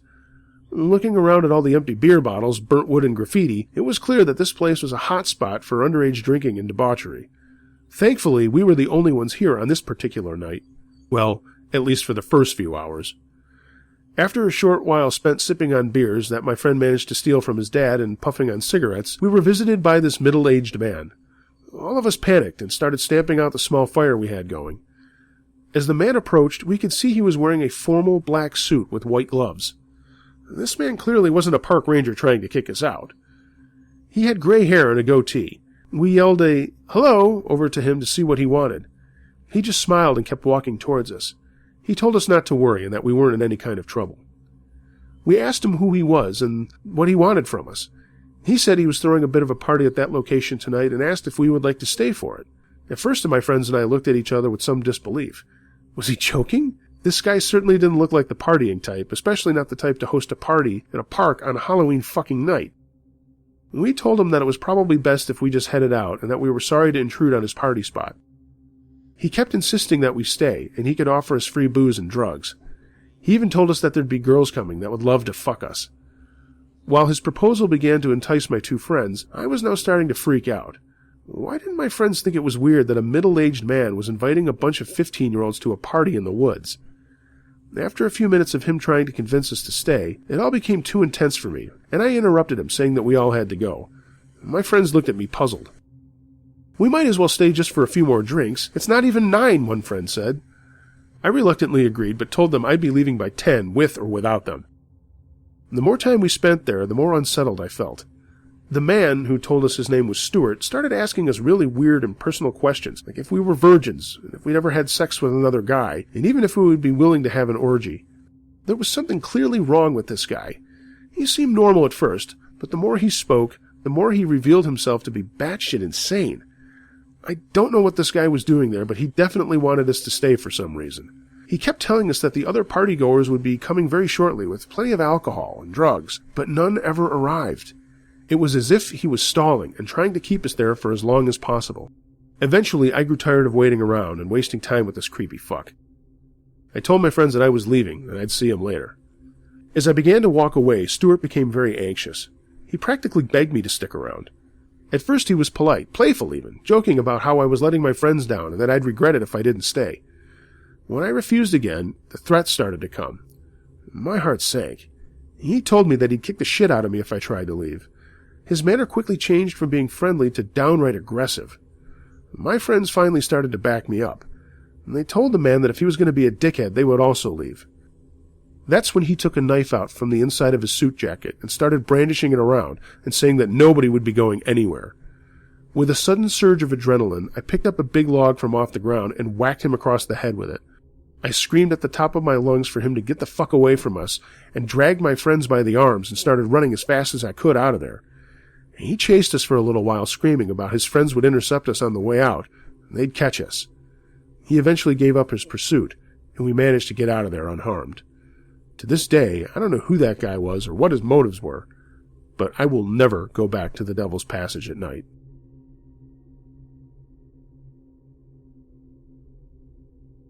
How I found out I was a medium.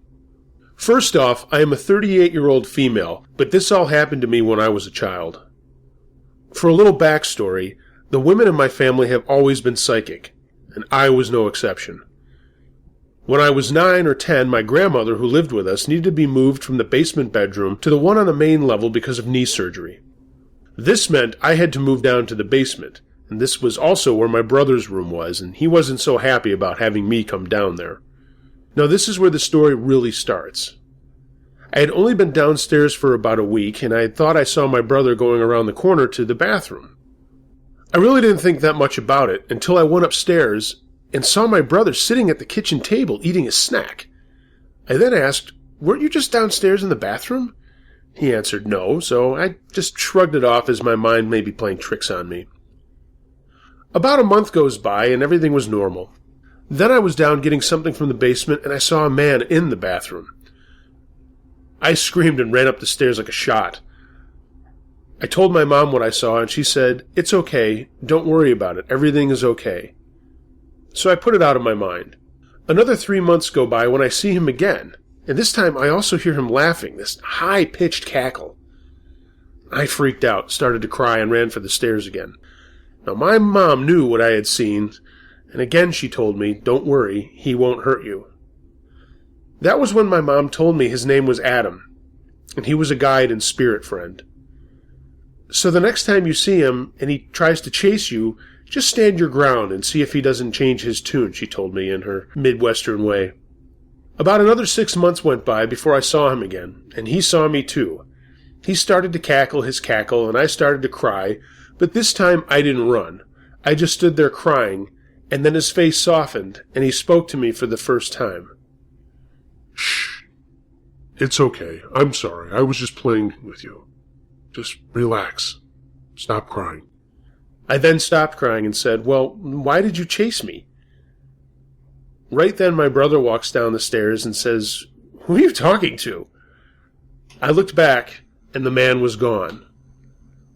That was how I found out I was a medium.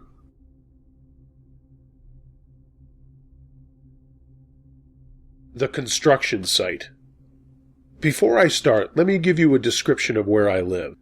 It's a small town, mostly desert, mostly friendly people, but of course there are a few sour apples. One day, my friends and I, let's call them Tony and Mark, were hanging out at my house. My house is like 70 feet from a super Walmart that is being worked on. My buddies were staying the night at my house because my parents were out of town for the weekend. We played just about every video game I had. Then we got bored out of our minds, so Tony, the youngest and smallest of the group, he was 15 with Mark and myself being 17, said, "We should go over to the Super Walmart and explore it." Mark and I really don't like breaking the law or anything along the lines of getting in trouble in any way, but we went along with Tony. It took us about 10 minutes to get ready and leave, and then we found an open gate to get through. The start of our exploration seemed normal for a work-in-progress building. But we noticed that there was a way to get into a basement. I was getting weird vibes from the door saying we should not go in. I turned to walk away from it all when Mark stopped and asked me, "Are you getting a creepy vibe from the basement too?" I just nodded and tried to leave again when Mark yet again stopped me. "Hey, man, maybe we should go down there to make sure nothing bad is going on." He told me this is a code 5. Mark and I have a code rule for different situations. 5 was the worst of them all. I turned around and started to head to the door with me and Mark, and we noticed that it was open, and suddenly Tony was missing. We looked at each other and rushed into the basement to find him. As we got down the stairs, red flags lit up for me right away. It was mildly damp, and light was on the walls, making the place brighter than the outside. It looked rather big down there. I looked around till I noticed Tony on the ground, and I ran over to check on him. When I got by him, I noticed a pipe on the ground, and I started to shake him, saying, "Wake up, moron!" Still shaking him when I heard Mark's voice yell for me to look over into him. When I did so, I could not believe what I saw. 2 guys in bloody shirts and black pants were standing right next to him. The one on the left spoke up first. "What are you assholes doing in our basement?" he said in a growl-like voice. At this time, Tony started to wake up. I got up grabbing the metal pipe, and I kind of hid it behind my back and spoke up. "Oh, sorry that we We thought we just heard something down here. Don't mind us. We'll just be on our way. I said that as I was helping Tony to stand up and started heading towards the stairs. You're not going anywhere. The one on the right shouted as he started to advance towards us. I pushed Tony over to Mark because Mark was a little stronger than me, and I figured that he could help him out better than I could. We started up the stairs, and these two guys rushed up the stairs right behind us. I swung the metal pipe at the guy right behind me and smashed him clear on his knee, and he fell down. Then I booked it upstairs with the pipe. When I got up, Mark slammed the door shut, and I slipped the pipe through the door handles, locking it. I wish I could say this was the end, but we chose to not go home just in case we were being followed. Sadly, I soon figured out we were being followed by the guy I didn't hit. So much for my lock. We did about 5 laps around my neighborhood and didn't go straight home. And then that's when I noticed the guy was still following us. I told my friends, "Don't freak out, but that guy is about 50 feet behind us, trying to stay hidden. We're going to turn left here and head to my brother's house. He'll know what to do." As I said this, I noticed the guy was speeding up some, so I whispered loudly, "All right, fuck it, book!" As we were running, I heard him behind us, also sprinting, but he was losing speed and was more than 80 feet away by now. We got home to my brother's house and told him what had happened. He told us, "All right, you guys, stay put. I'm going to grab my shotgun and scare him off." And instead of grabbing his shotgun, he reached under the couch and grabbed a pistol, and then walked outside. About 2 minutes later, we heard 2 gunshots, and my brother walked back in and said, "Call the cops now. I got one in the leg and the other limped away." After I called the cops, they came and got one of the 2 and questioned us about what had happened and if we knew who they were. After the police left, we stayed at my brother's house for the night and didn't go to sleep until about 6 a.m. when the sun rose up. So far from the info I heard, they both got caught. Turns out they had kidnapped someone and killed them in the basement of the Super Walmart. If I was not quick to act, and me and my friends might have died that night. Now, if you're wondering how I remember so much about this, it's because this only happened 3 weeks ago. And I'll tell you what, I'll never mess around a construction site ever again.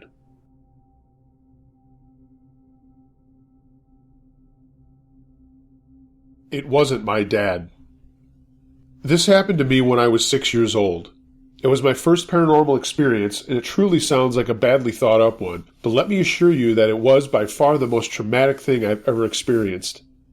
Nothing I have experienced since has topped this encounter. Back in 1999, I lived in Midland, Texas. My brother and I had been playing in the living room during a really bad thunderstorm one night. I have no idea where our 3 younger siblings were. I guess they were asleep. My mother was in the kitchen, washing dishes and singing. As we were playing and running around, I'd forgotten that I had homework to do.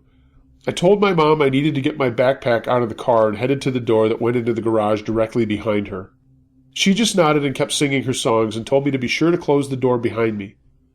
I said, "Okay," and then headed into the garage. As soon as I shut the door behind me, I got this sudden rush of fear. It was raining really hard, and the thunder and lightning echoed in our garage. So, I'm 6, I'm in the garage alone, and it's dark outside. Of course, any kid would be scared. That's just logical, right? Our garage was an automatic garage and had windows at the top of the door. I kept my eyes facing our car because I was afraid I'd see a monster if I looked out the windows. I opened the car door, hopped in, and started making my way to the very back of the car to grab my purple Pocahontas backpack.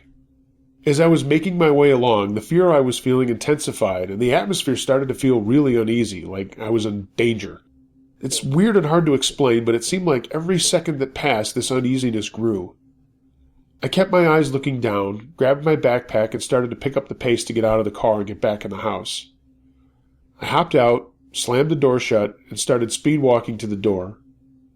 Right as I was about to grasp the door handle and make it back to my sanctuary, there was a loud knock behind me.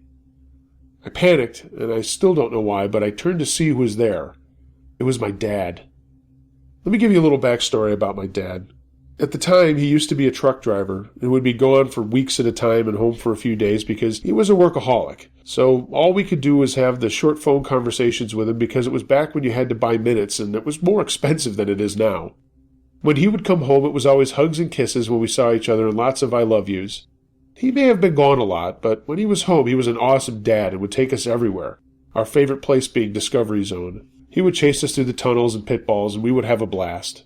He really did love us. When he would arrive home, or we would go to pick him up at the truck stops, he always had his sunglasses on and his army bag over his shoulder, holding it by the straps. And that is exactly what I saw standing on the other side of the garage window. My dad, with sunglasses on, and his right hand holding the straps of what I assumed would be his army bag of clothes. I let out a sigh of relief.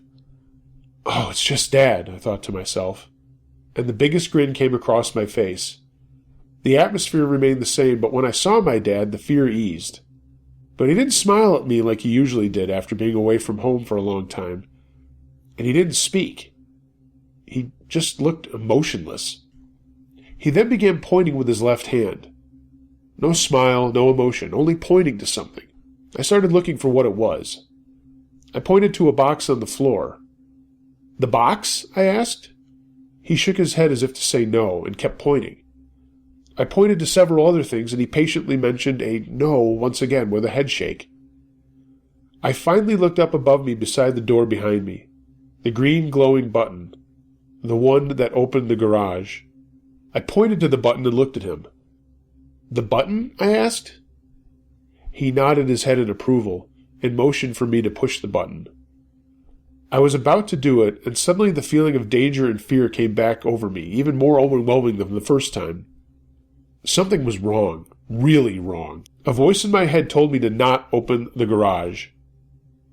I looked at my dad, so afraid that I couldn't even speak anymore. I shook my head, declining to push the button. He motioned again, this time aggressively. I declined again, and this time my eyes were starting to water up. He then put his pointing hand down and stared at me for what felt like forever. His expression changed from apathetic to angry. He just stared at me, and I stared back, paralyzed with fear. He then lifted his hand back up, but it wasn't a hand anymore. It looked like claws. I remember him scratching the window and hearing it screech like nails on a chalkboard. I was finally able to snap out of my paralyzed state to run inside. All I remember next is sitting on the couch, just sitting there, completely freaked out. My brother knew something was up because I had been all shits and giggles with him earlier. He grabbed my shoulder and gave it a light shake. "What's wrong, Vanessa?" I don't think he even got to finish the question before I started screaming my head off and having a panic attack. My mother dropped what was in her hand and came running to my screams of bloody terror. My brother gave my mom a, "Hey, I didn't do it, look," and she bent down beside me, asking what was wrong. I could barely speak through my sobbing. All I could say was, "Daddy is scaring me." She couldn't understand what I was trying to say and asked, "Where?" I pointed to the garage and she stormed off in that direction. She came back in like 15 seconds and saying that there was nobody out there. After I was able to calm down, I told her what had happened and started the sobbing process all over again, since I was reliving the moment as I spoke. She called my dad. He was 435 miles away in Houston, Texas, nowhere near us. They spoke for a bit and she handed me the phone. My dad prayed with me and told me to never be afraid, to just call upon Jesus to help me and that the bad things wouldn't bother me again. I slept in my mom's bed that night. And here's the disturbing part. The next morning she went to check out the garage. There were claw marks on the window. I think before she thought it was just my imagination until the scratches proved what I had seen was reality. We moved lots of times since, and now we live in a different city. I'm 22 now, and I haven't been able to go into the garage at night alone for a few years. It still scares me to think about that night. I still have all these unanswered questions. Why was it wearing sunglasses? Why did it happen to me? And the scariest questions I ask myself, what if I had opened the garage? What would have happened?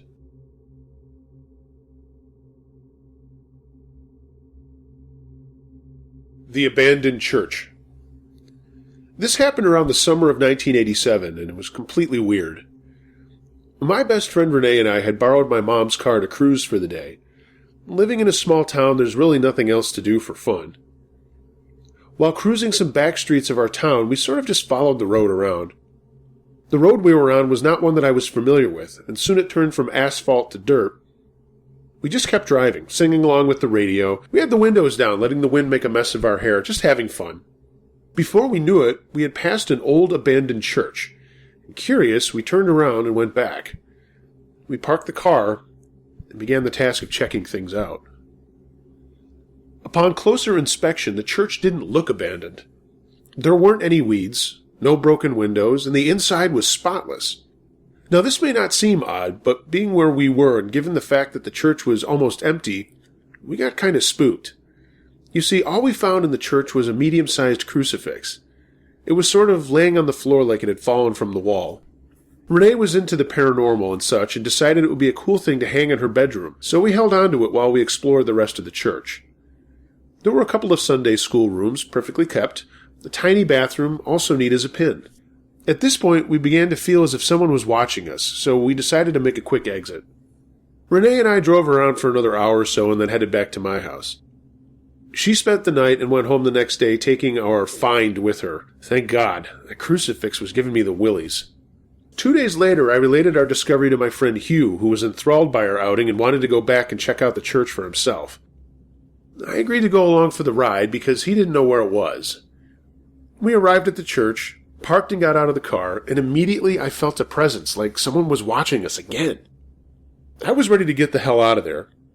Hugh had other plans. He had reached the steps before I did and made his way into the church. When I reached the front steps leading into it, I freaked out. They were rotten, and most of them broken. There were weeds growing up through them. I had made my way inside without breaking my neck, only to discover that most of the windows were now broken too, and there were a few trees growing in through the broken ones. The entire inside of the church looked as if it had been abandoned for years. Ceiling tiles on the floor, in some places holes in the wall. Now, this may seem perfectly normal to you, to see an abandoned church and to see that's been neglected for some years. But the weird thing is that only 2 days before, it was in perfect shape.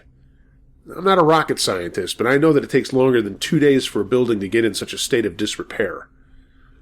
All this combined with the feeling that something or someone was watching us scared me silly. Needless to say, Hugh and I beat a hasty retreat. But something followed us. But that's another story for another time. My Hell House. I was 14 when my parents no longer wanted to stay in Memphis, Tennessee because of rising crime rates and the slew of crazy drug dealers and sex offenders that suddenly became our neighbors. I did leave behind a few friends and several relatives, but we were all looking forward to the move. My parents had found a house big enough for our family in a small, no-dot-on-the-map town called Mitchie, Tennessee. It was myself, my 2 sisters, my brother, both of my parents, and my 2-year-old niece. The house itself was actually quite nice when you don't count the fact that the ceilings leaked a lot, we had to install central heating and AC ourselves, and the floorboards were very creaky. But the house was over a century old, so all those things more or less came with the price tag. It was huge. 5 bedrooms and a storehouse in the backyard that was so large it could have been made into a sizable 2-story house on its own.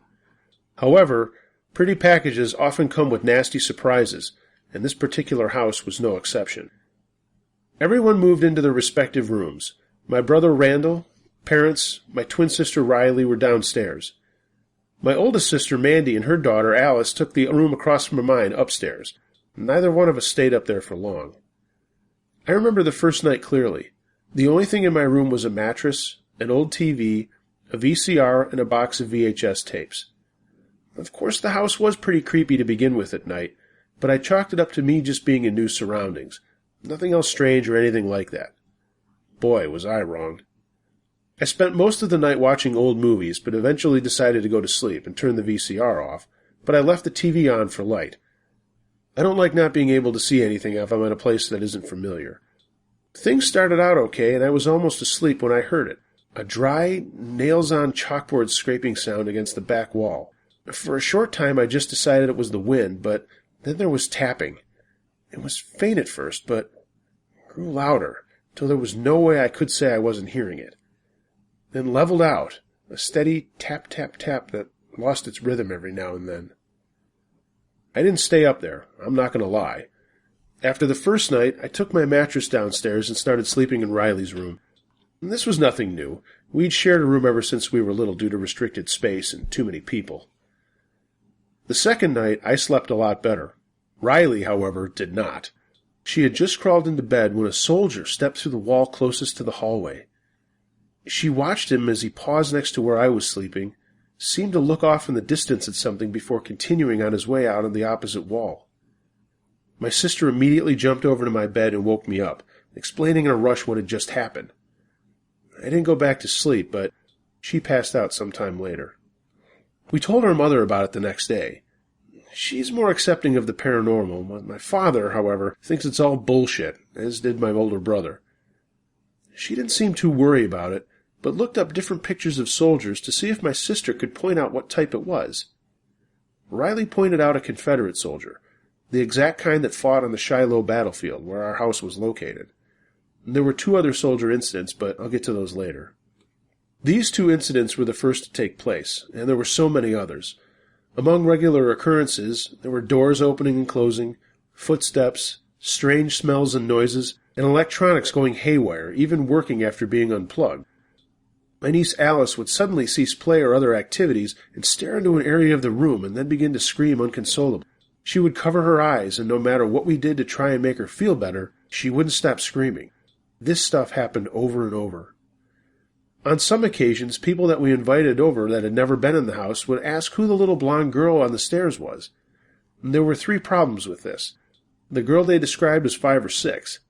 My niece was 2, had brown hair, and there was a gate installed to keep her from going upstairs. Needless to say, this creeped me the fuck out. Considering so many people saw this girl, I eventually stopped lying to myself that she didn't exist. Luckily, she never did much more than just appear. I had 3 different friends at the time that visited frequently. The first being a girl named Teresa. She was very Christian, and sometimes I wonder how the hell we even became friends. Looking back, I can't really find any similarities that we'd had, but we still got along. She would usually take a guest bed and wake up facing the opposite direction from which she slept and missing articles of clothing, such as socks or underwear. Sometimes I wonder if she had a sleepwalking problem, but the few times I stayed at her house, I never saw her do it. Aside from the strange sleeping thing, Teresa didn't have very many experiences aside from feeling uncomfortable and like she was being watched.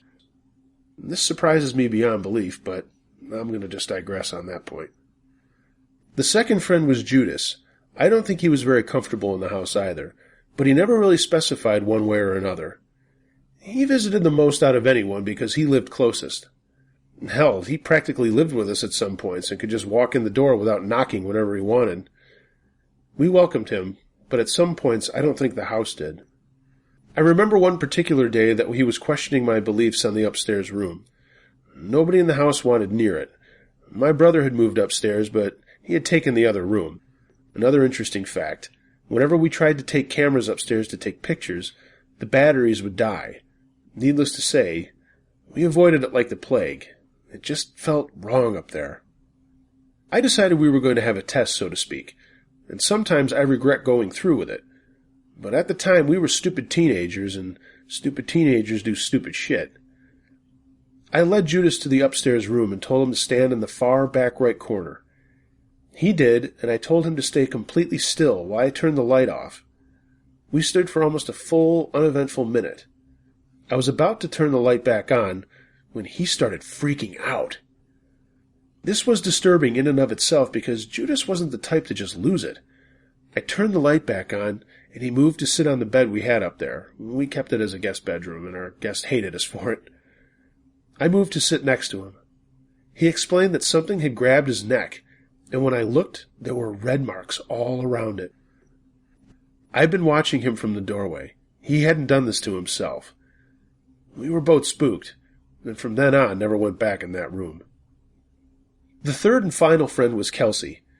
She hated the house more than either of my other 2 friends, and often complained of seeing or feeling things. I'd seen plenty things myself, so I didn't doubt her on this. The most prominent thing I remember involving her happened on a very interesting summer night. All of us were sitting outside in the carport. Riley, Mandy, Kelsey, and myself. We were all lost in conversation when Riley suddenly got very pale and pointed behind me, asking what something was. We all turned to look, just in time to see something huge run through the backyard. To this day, I can't really figure out what that was, but it had a body somewhat similar to a deer's, but it was upright. It had long arms and legs. It had a long face and hollow eyes, and it kind of looked skeletal. The way it moved was creepy enough without the damn thing looking like a demon beast gone completely wrong. It moved faster than any human could, but when it moved, its motions were jerky, as if it were breaking bones and re-breaking them as it moved. All four of us ran back into the house. I rarely went into the backyard after that at night. Most of these things happened after we had used a Ouija board. Once again, we were stupid teenagers, but then again, a lot of them happened beforehand, too. We would hear children giggling and playing games, and my niece at the time didn't have any friends. We would all see children or other such figures sitting or playing around in the house, and after a while it stopped getting to us. We would also hear people calling our names, and things in the house would move or fly across the room while we were watching it happen. After a year or two, my brother moved out. For a guy who didn't believe into the paranormal, he said there were voices in the attic next to his room telling him to leave, and he was listening to him. My older sister also eventually left. My parents had custody of my niece, so she stayed with us and moved into my parents' room. I moved into the room next to Riley's and gained the unpleasant experience of feeling things grabbing and pulling at my feet every night. One night, my niece's father, or rather the man who we thought was her father at the time, was visiting and was sitting in the living room. He suddenly yelled, and when my father and I went to investigate, he said there had been a man dressed in gray and red standing in the corner of the living room. Another Confederate soldier. He said the man had left through the front door, but when I ran out, I didn't see anything. I don't think he ever came back to visit after that, and, I really can't blame him. The last soldier incident I mentioned happened away from the house. My mom, her sister, and her sister's 3-year-old grandson were headed home from a shopping trip when my aunt's grandson suddenly pointed and asked who the man on the side of the road was. My aunt never did believe in ghosts and insisted our house was fine, but when she asked what man, the little boy described a man dressed in gray and red, and he looked like an army man. This had been right before they had gotten home, so still very close to the house. My next-door neighbors at the time hadn't been spared strange happenings either. They were Judas's aunt and her husband and boyfriend, I can't remember if they were married, and her 3 daughters. They would find strange objects in the house that didn't belong to them, and one of the little girls claimed to have seen heads floating in the hallway. Frankly, after all the weird shit I've seen in my house, I don't doubt it. There were so many other strange things that happened in that house, but they all seem very insignificant compared to the big things. Now that we've moved out, I haven't had many strange experiences. Only a few, and again, only small things. Things that will never amount to the stuff that I went through in that house.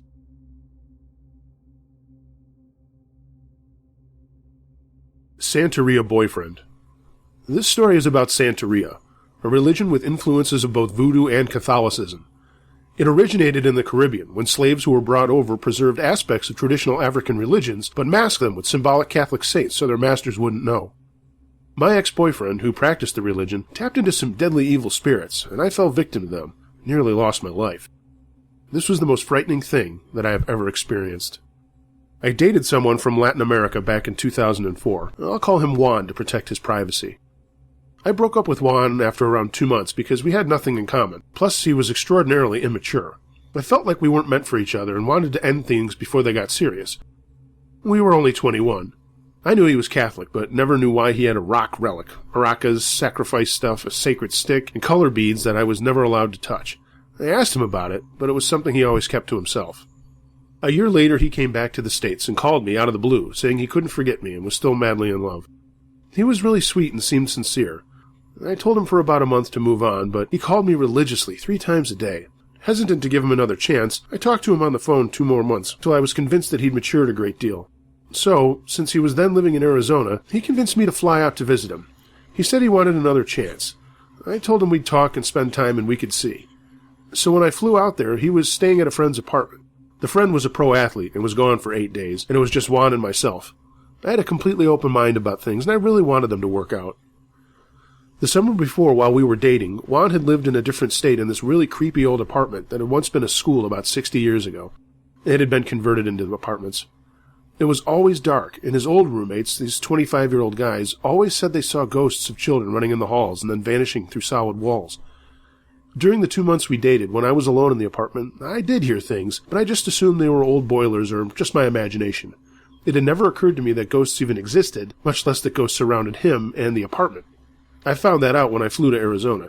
Keep in mind, I had never even heard of Santeria before this. The second day I was there, he left for work around 7 a.m. I woke up at 10 in the morning, and it was already 112 degrees outside. He had been gone for a couple of hours, and I woke up because I heard pots and pans rattling around in the kitchen. I rolled over, still very tired, but they clanked together like someone was trying to wake me up. I came out of the bedroom yawning and opened the door, saying, "Did you get out early?" Really surprised that he was home already. But when I opened the door, I saw that nobody was in the kitchen. I called out his roommate's name, but he was supposedly out of state. More concerned about a break-in than anything, I went to the front door, but it was locked and deadbolted. So I searched the apartment, thinking Juan was just playing around. But there was nobody there. Ghosts again did not cross my mind, but I couldn't explain what had just happened. There was a frying pan and a saucepan in the sink. I just put my bikini on and went down to the pool just to get out of the house.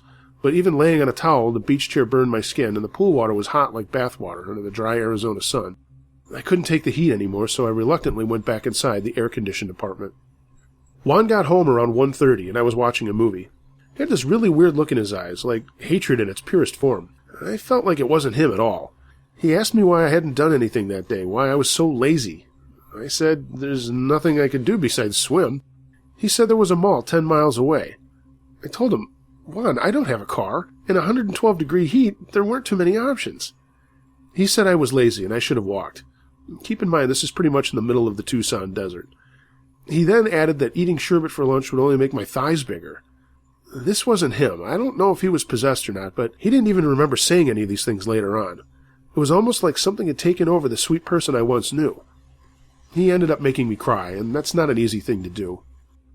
Later that afternoon, I asked him if his roommate had come home early, and he said no, that he was going to be gone for 8 days. Then I said, well, I think maybe one of your neighbors came in the kitchen to borrow some sugar or something, because this was the only half-logical thing I could think of. He said no, he'd locked the doors behind him, asking why I was asking him these questions. I told him about hearing the pans rattling around in the kitchen while I was still in bed. He said, oh, that's just the man, like it was completely normal. I said, what man? Really alarmed that there would be a man roaming around the apartment while I slept. He's a spirit. He comes in the room sometimes at night, and he was in there last night. I got goosebumps. I thought he was being sarcastic and just funny, but he said he was dead serious. Especially because he said, like, it was something so normal. He said he didn't think the man would hurt him. He just floated around and stared at him, then would disappear through the wall. All he knew was that the man had been dead for a while. Well, we went to the Mexican grocery store to buy something to cook for dinner. My ex bought eggs and a bottle of vodka and a bunch of toys as an offering to his Santeria shrine. That day the sky was sunny, but half of it started to fill up with storm clouds, and there was a sudden torrent of wind and rain. I was unimaginably on edge, and when I got back to the apartment, the air was so thick with this horrible feeling, I just felt it was like sheer evil. It was a beautiful white apartment, very sunny and bright, but there was a darkness in there that I couldn't describe. And keep in mind, I did not believe in ghosts or anything of the sort. He kept pressuring me to go to bed with him, but I couldn't do it from the day I had just had. Something felt so wrong, spiritually, like unseen forces were at work. So the next morning he went off to work again. Before he left, he kissed my forehead, and then I heard him in the next room with his maracas. He was making his offering to his shrine. I went back to sleep, all alone in the apartment. Again, around 10 o'clock, I woke up suddenly. I heard whispering. It sounded like 3 people whispering because they overlapped. I've never had psychotic problems and never heard voices, so I thought I was losing my mind. Hello, I asked, and in Spanish asked who was there. The whispers were very faint but steady. I went out into the kitchen, but that's not where they were coming from. All of the windows were closed, and it was dead silent. I went back into the bedroom and could hear the whispers again. They were coming from the bathroom, along the right wall of the bedroom. The bathroom was long and rectangular, like a bowling lane, and one of the biggest bathrooms I'd ever seen. The bathroom was pitch black, as there were no windows, but there was the dim flickering of what looked like candlelight at the very end of the bathroom in the walk-in closet. I was scared beyond belief at this point, as the 3 whispering voices were coming from that same walk-in closet. I grabbed a baseball bat from an equipment bag that I found in the bedroom, turned on the lights in the bathroom, and walked slowly to the end where the closet door stood ajar. I gripped the doorknob, not knowing what I'd find, and I jerked it open with my free hand. The whispers stopped instantly, and I saw a circle of candles, the rock relic in the middle in its little nest, a plate with 3 whole eggs, the unopened bottle of vodka to the right, and little candies and small child's toys in the pile in front of it. I should have felt relieved, but I didn't. There was a presence around that relic. It was so still, almost like static. You know when you go to a wake or a funeral and you're next to the coffin, around the body there's just that uncanny stillness? And that was the feeling right now. There was a picture behind the candles of someone with black smeared all over their face. I picked it up, and it was my ex-boyfriend with a painted face. I dropped the picture and almost caught it on fire with one of the candles, and I was so nervous I actually caught myself saying, I'm sorry, to the rock. I was truly feeling like I was out of my mind. My stomach rolled. I had adrenaline rushing through my body, fully expecting to find human intruders robbing the place, but instead I find that the voices were coming from this ritualistic shrine. I backed out of the closet staring at the rock, feeling like I was just staring at something living. I closed off the bathroom.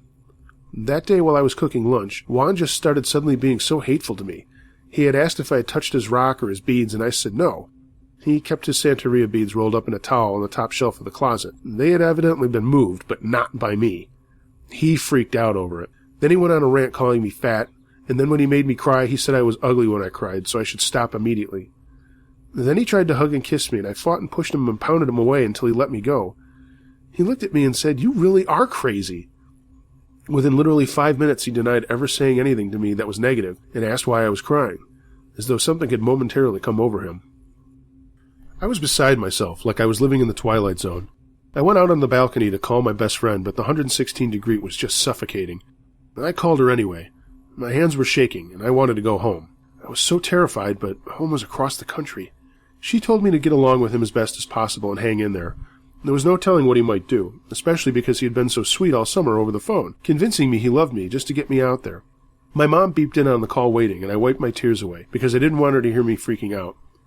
Juan was just staring at me the whole time, pressed against the glass door. He looked at me again with hatred in his eyes. I'd never seen this before in my life. It was like something was in him and had taken him over. That night I felt like crap. He had verbally beaten me down so badly. He insisted we go to the mall.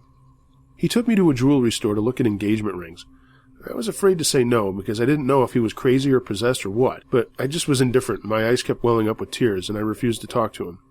I was just like a little beaten-down dog. Before we got into his SUV, he bought cinnamon rolls and was teasing me with them. I'm 5'10" and 124 pounds. I'm an ex-model, and he turned my middle name Michelle into Michelin, like the brand name car tires, because he said I was fat and had spare tires. He knew I had once, in my modeling days, been severely anorexic, and I didn't want the cinnamon rolls, and he forced me to eat them. I was convinced he was insane. There was a horrible summer storm brewing, and the evening sky turned black over the desert mountains. There was soon snake lightning stripping the sky, and I begged him to go home. He drove me around Tucson, as we passed this big cemetery in the middle of lightning and torrents of rain. He said he went there sometimes, that his madrina, or godmother in his country, was a Santeria priestess, and practiced the religion from cemeteries because she called on the powers of the dead.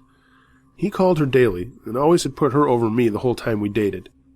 He then told me that's where she had gotten the rock relic from, a cemetery, and she had to bless it in a special ceremony. So, did spirits follow the rock then? My head was racing. I was about to pass out, scream, vomit, who knows. I had never been this freaked out in my life. What happened next nearly took my life. We got back to the apartment, and by that time, the heavy rain had subsided. It was so humid, so hard to breathe. There was a TV in the dashboard of the SUV, and he decided to put in the Michael Jackson DVD and fast forward to Thriller. I remember thinking, you've got to be kidding me. He wasn't trying to be mean, he actually just really liked Thriller and to see dead people dancing around. The irony is he had really curly hair like MJ, and looked quite a bit like him.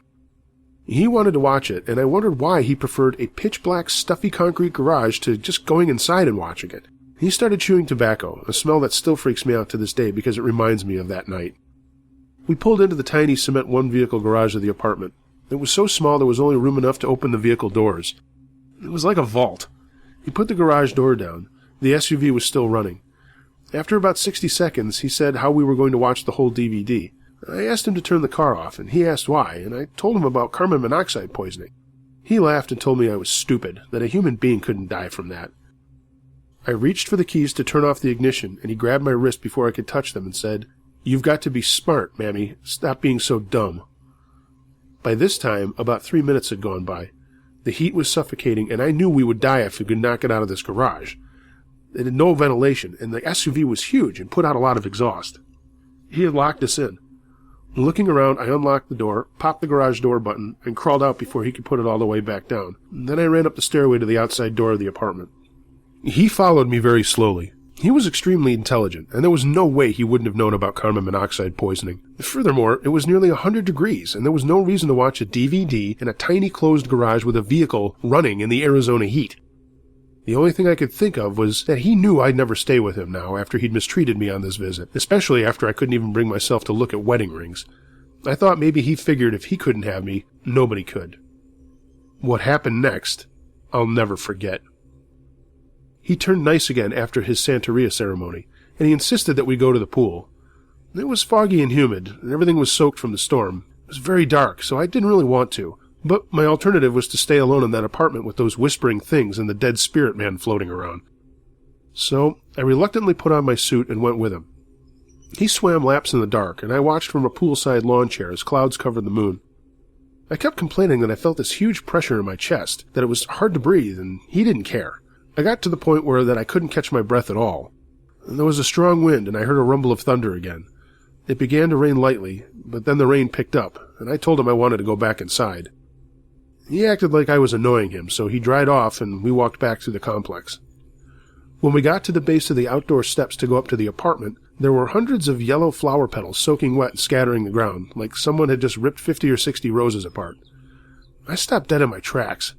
I was gasping for air, and I've never had respiratory problems. He just stared at me as I had to sit down on the sidewalk in my towel, and didn't even try to help me. Yellow roses held a great significance to me that I had never shared with anyone. When I was little, my grandmother had yellow rose wallpaper, and yellow roses had always been my favorite flower. I had never told anyone, not even my friends, or relatives, or any guy I dated what my favorite flower was, because I always prayed that the man I'd marry would give me a yellow rose. I always teased boyfriends that they'd have to figure it out, but never told anyone. And here, in the period of 20 minutes at the pool, there were hundreds of ripped-apart yellow rose petals, destroyed at my feet, that hadn't been there when we came down. They weren't scattered romantically either, just like in a big wilted heap. It was like something was pushing on my chest, and I felt like maybe if he couldn't suffocate me in the garage, he was somehow finding a way to do it now. I hate to say this, and I don't say it lightly, but death was in the air.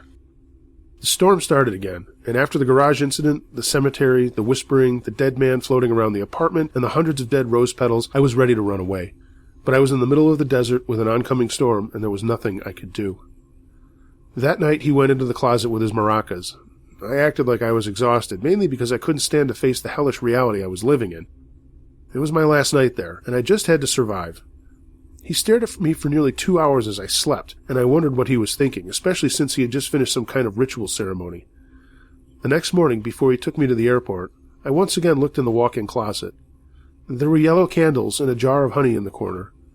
When I got home and researched Santeria on the web, I learned that yellow candles and the practice of Santeria are used in fertility ceremonies.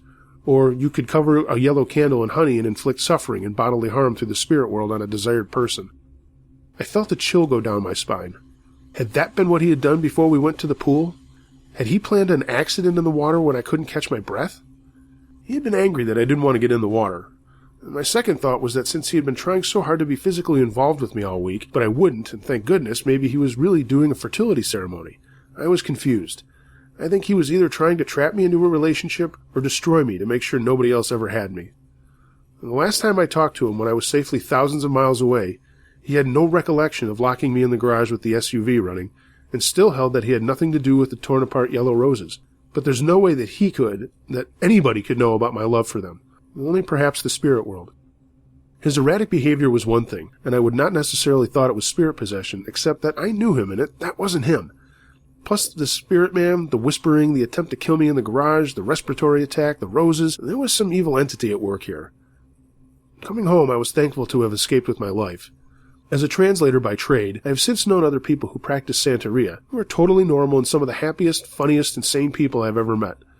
I just believe that my ex somehow had tapped into an undesirable spirit and was very susceptible to them. I know I have never been the same since, and I certainly believe now more than I ever did. I thank God every day for my protection. I just wanted to say this as a warning, never dabble in Santeria or Ouija boards or anything to do with the spirits if you're an amateur. We see funny portrayals of voodoo dolls in the media, and many people think that conjuring up the dead is okay. I highly recommend against it, as you never fully know who or what might linger with you, uninvited, forever.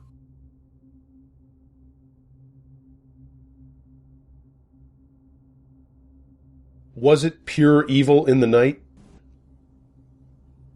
I read an article from this website that suggested that whatever anyone's ghost experience is, what they see is a mirror of their own emotional states. I wholeheartedly agree with this, based on my own experiences. Those who have an inclination to react in fear or listen to their cultural inclination to label things as evil are usually experiencing what's best described as nightmares. I would have to estimate the most vivid experience I have of the black entities as something that happened when I was around 14 years old, which would place it around 1990. Prior to that, I don't recall anything weird happening to me, although my parents assure me I gave them the creeps when they were viewing an old house for sale when I was much younger. I'm told I stopped halfway down a hallway and pointed at an empty corner asking, "Who is that?" Anyway, my experience was very vivid. And despite that, some of what happened toward the end left me wondering if I was as awake as I first thought. I woke up in the middle of the night. Everything was dark, and there was no sound. There was a really strong static sensation. It felt like my head was tingling, kind of like pins and needles. I could almost feel the direction it was coming from. In the corner of the room, above my old TV set. If I were to describe it better, it felt like pure evil. It was an oppressive feeling, like it was getting heavier and heavier, closing in on me. I looked over there and strained my eyes. Above the set, the shadows were pitch black. The TV screen was a dark gray, like it had been switched on a couple of minutes ago and was nearly faded. I noticed my head started to feel heavy. There was enough light to just about make out my room from the moonlight through the curtains. I let my head rest on the pillow again, but that moving, tingly feeling or something made me look up again. And with some effort I strained up, feeling like I was super tired and really heavy, and I looked down at the bottom of my bed. What immediately followed was pure fear. I saw two heads and shoulders poking over the bottom of the bed. I would guess that placed them at about 3 feet tall, assuming they weren't kneeling. They were jet black, like shadows, or no light was escaping them at all. The only exception was their eyes. They glowed red. They had black pupils, and it looked like small black dots floating around in their red eyes like lava lamps. I immediately lay down and pulled the quilt over my head and pulled my feet up. I remember breathing rapidly in panic, and it was hot under the quilt, and I felt sweaty. Admittedly, I was a little more logical than most kids my age. Read that as being a nerd. Despite the fear, I had a fast train of thoughts kick in. The static I'd read something about recently. Something about people feeling an evil presence in certain strong fields. Suddenly it hit me. I was being an idiot. There is no such thing as an evil field. I mean, how can the air be evil? I mean, what the fuck is evil after all? Man, I'd been duped by my own body. Then I questioned the rest. Their appearance. What if that was all just bullshit stories, too? Should I be judging them as evil just because kids are taught dark is evil? It crossed my mind that whatever they were, perhaps they were alone or something. Perhaps they were reaching out, only to be met with this fear and rejection. I felt sorry for them. I lost all concern for myself, and I still felt a bit frightened, but I sat up anyway and looked at them with warmth. I didn't know what to say, but I guess, courtesy of fear, all that came out was a small squeak. Then followed the bit that makes me less certain I was really awake, no matter how vivid it felt. I felt a wave of warmth roll all over me, like my own emotions were being magnified and focused back at me. I was seeing two things at once to start with. I saw my hallway passing as I glided toward the front door. At the same time, I saw a dark corridor lined with weird creatures. Some like apes with long, different-colored hair. Something had long tentacles or something, but they all passed by in a blur.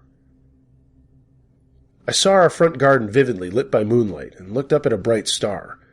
Then it changed in an instant. I stepped forward. I guess that's the best way to say it. It's like I was there all along, in the same room, but all this stuff was below me, not in height, but like it was layered where I was standing. Either way, I wasn't in the garden a moment later. Well, I'm not sure if I was, but I was in a cavern of light and orange-yellow colored rocks. This cave had a gradual dome to it, and at the front with a rock to the left, but there were people there. I say people, but they were more like children. Their heads were big for their sizes, maybe 50% bigger than average, with smooth features. I don't recall noses, and their mouths were small and straight. It's their eyes I was focused on again. They were big, but beautifully blue, and there was something weird about them, like they had double irises, another ring or something. They all approached like they were welcoming a lost father, and again, such a warm feeling from them. Then it was gone. It stopped. There was black. I realized I was back in my bed. I remember feeling a little confused, but still comfortable. I was tired, though, and went back to sleep. Those later things make me think perhaps I wasn't as awake as I thought. I don't know for sure if there was anything real happening there or what was going on, but again, it felt real, and it felt very vivid. I admit I've looked into it online. I've seen many commonalities for these experiences, which adds a little nagging doubt to the whole thing. But maybe there is something to it, I don't know.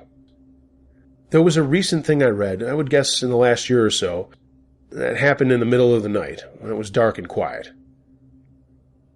I don't know what woke me, but I woke up and opened my eyes. There was a bright white figure standing at the end of my bed near the doorway. Again, terribly vivid. I'm ashamed to say alarm kicked in again, and if there was something there, I don't think I gave it the best reception. My heart racing, I looked around the room. It must be a trick of the light, I thought. But nothing. I looked at the curtains. Nothing there. I tried to figure out what caused it, but I couldn't see a thing. I was alarmed and not entirely convinced it wasn't real. And there must be a rational cause. Despite all this, I shouted, "What the hell?" and shoved my wife to wake her up. The thing that alarmed me more is that while I was doing all of this, the vivid white silhouette turned to the side, very clearly, and stepped toward the door, fading from sight as I turned on my bedside light. The next day we received a phone call. My wife's uncle had passed away in the night. I thought it through, and indeed asked her the obvious question. Had she mentioned anything about him being ill before? Apparently not. She knew nothing of him being ill, but grew up with him and loved him dearly. I sadly never knew him. We've moved again recently. A few days back my wife had an early start for work, and I thought I'd sleep in. After she had left, my bedside light turned on by itself. I turned it off. A few moments later, the light turned on again. There was no way anyone had touched it. There was no way anyone was in the room with me. Was it the return of the things I saw as a kid? Or was it a message from beyond like later in my life? Pure evil? Now that I'm older, I'm not so sure.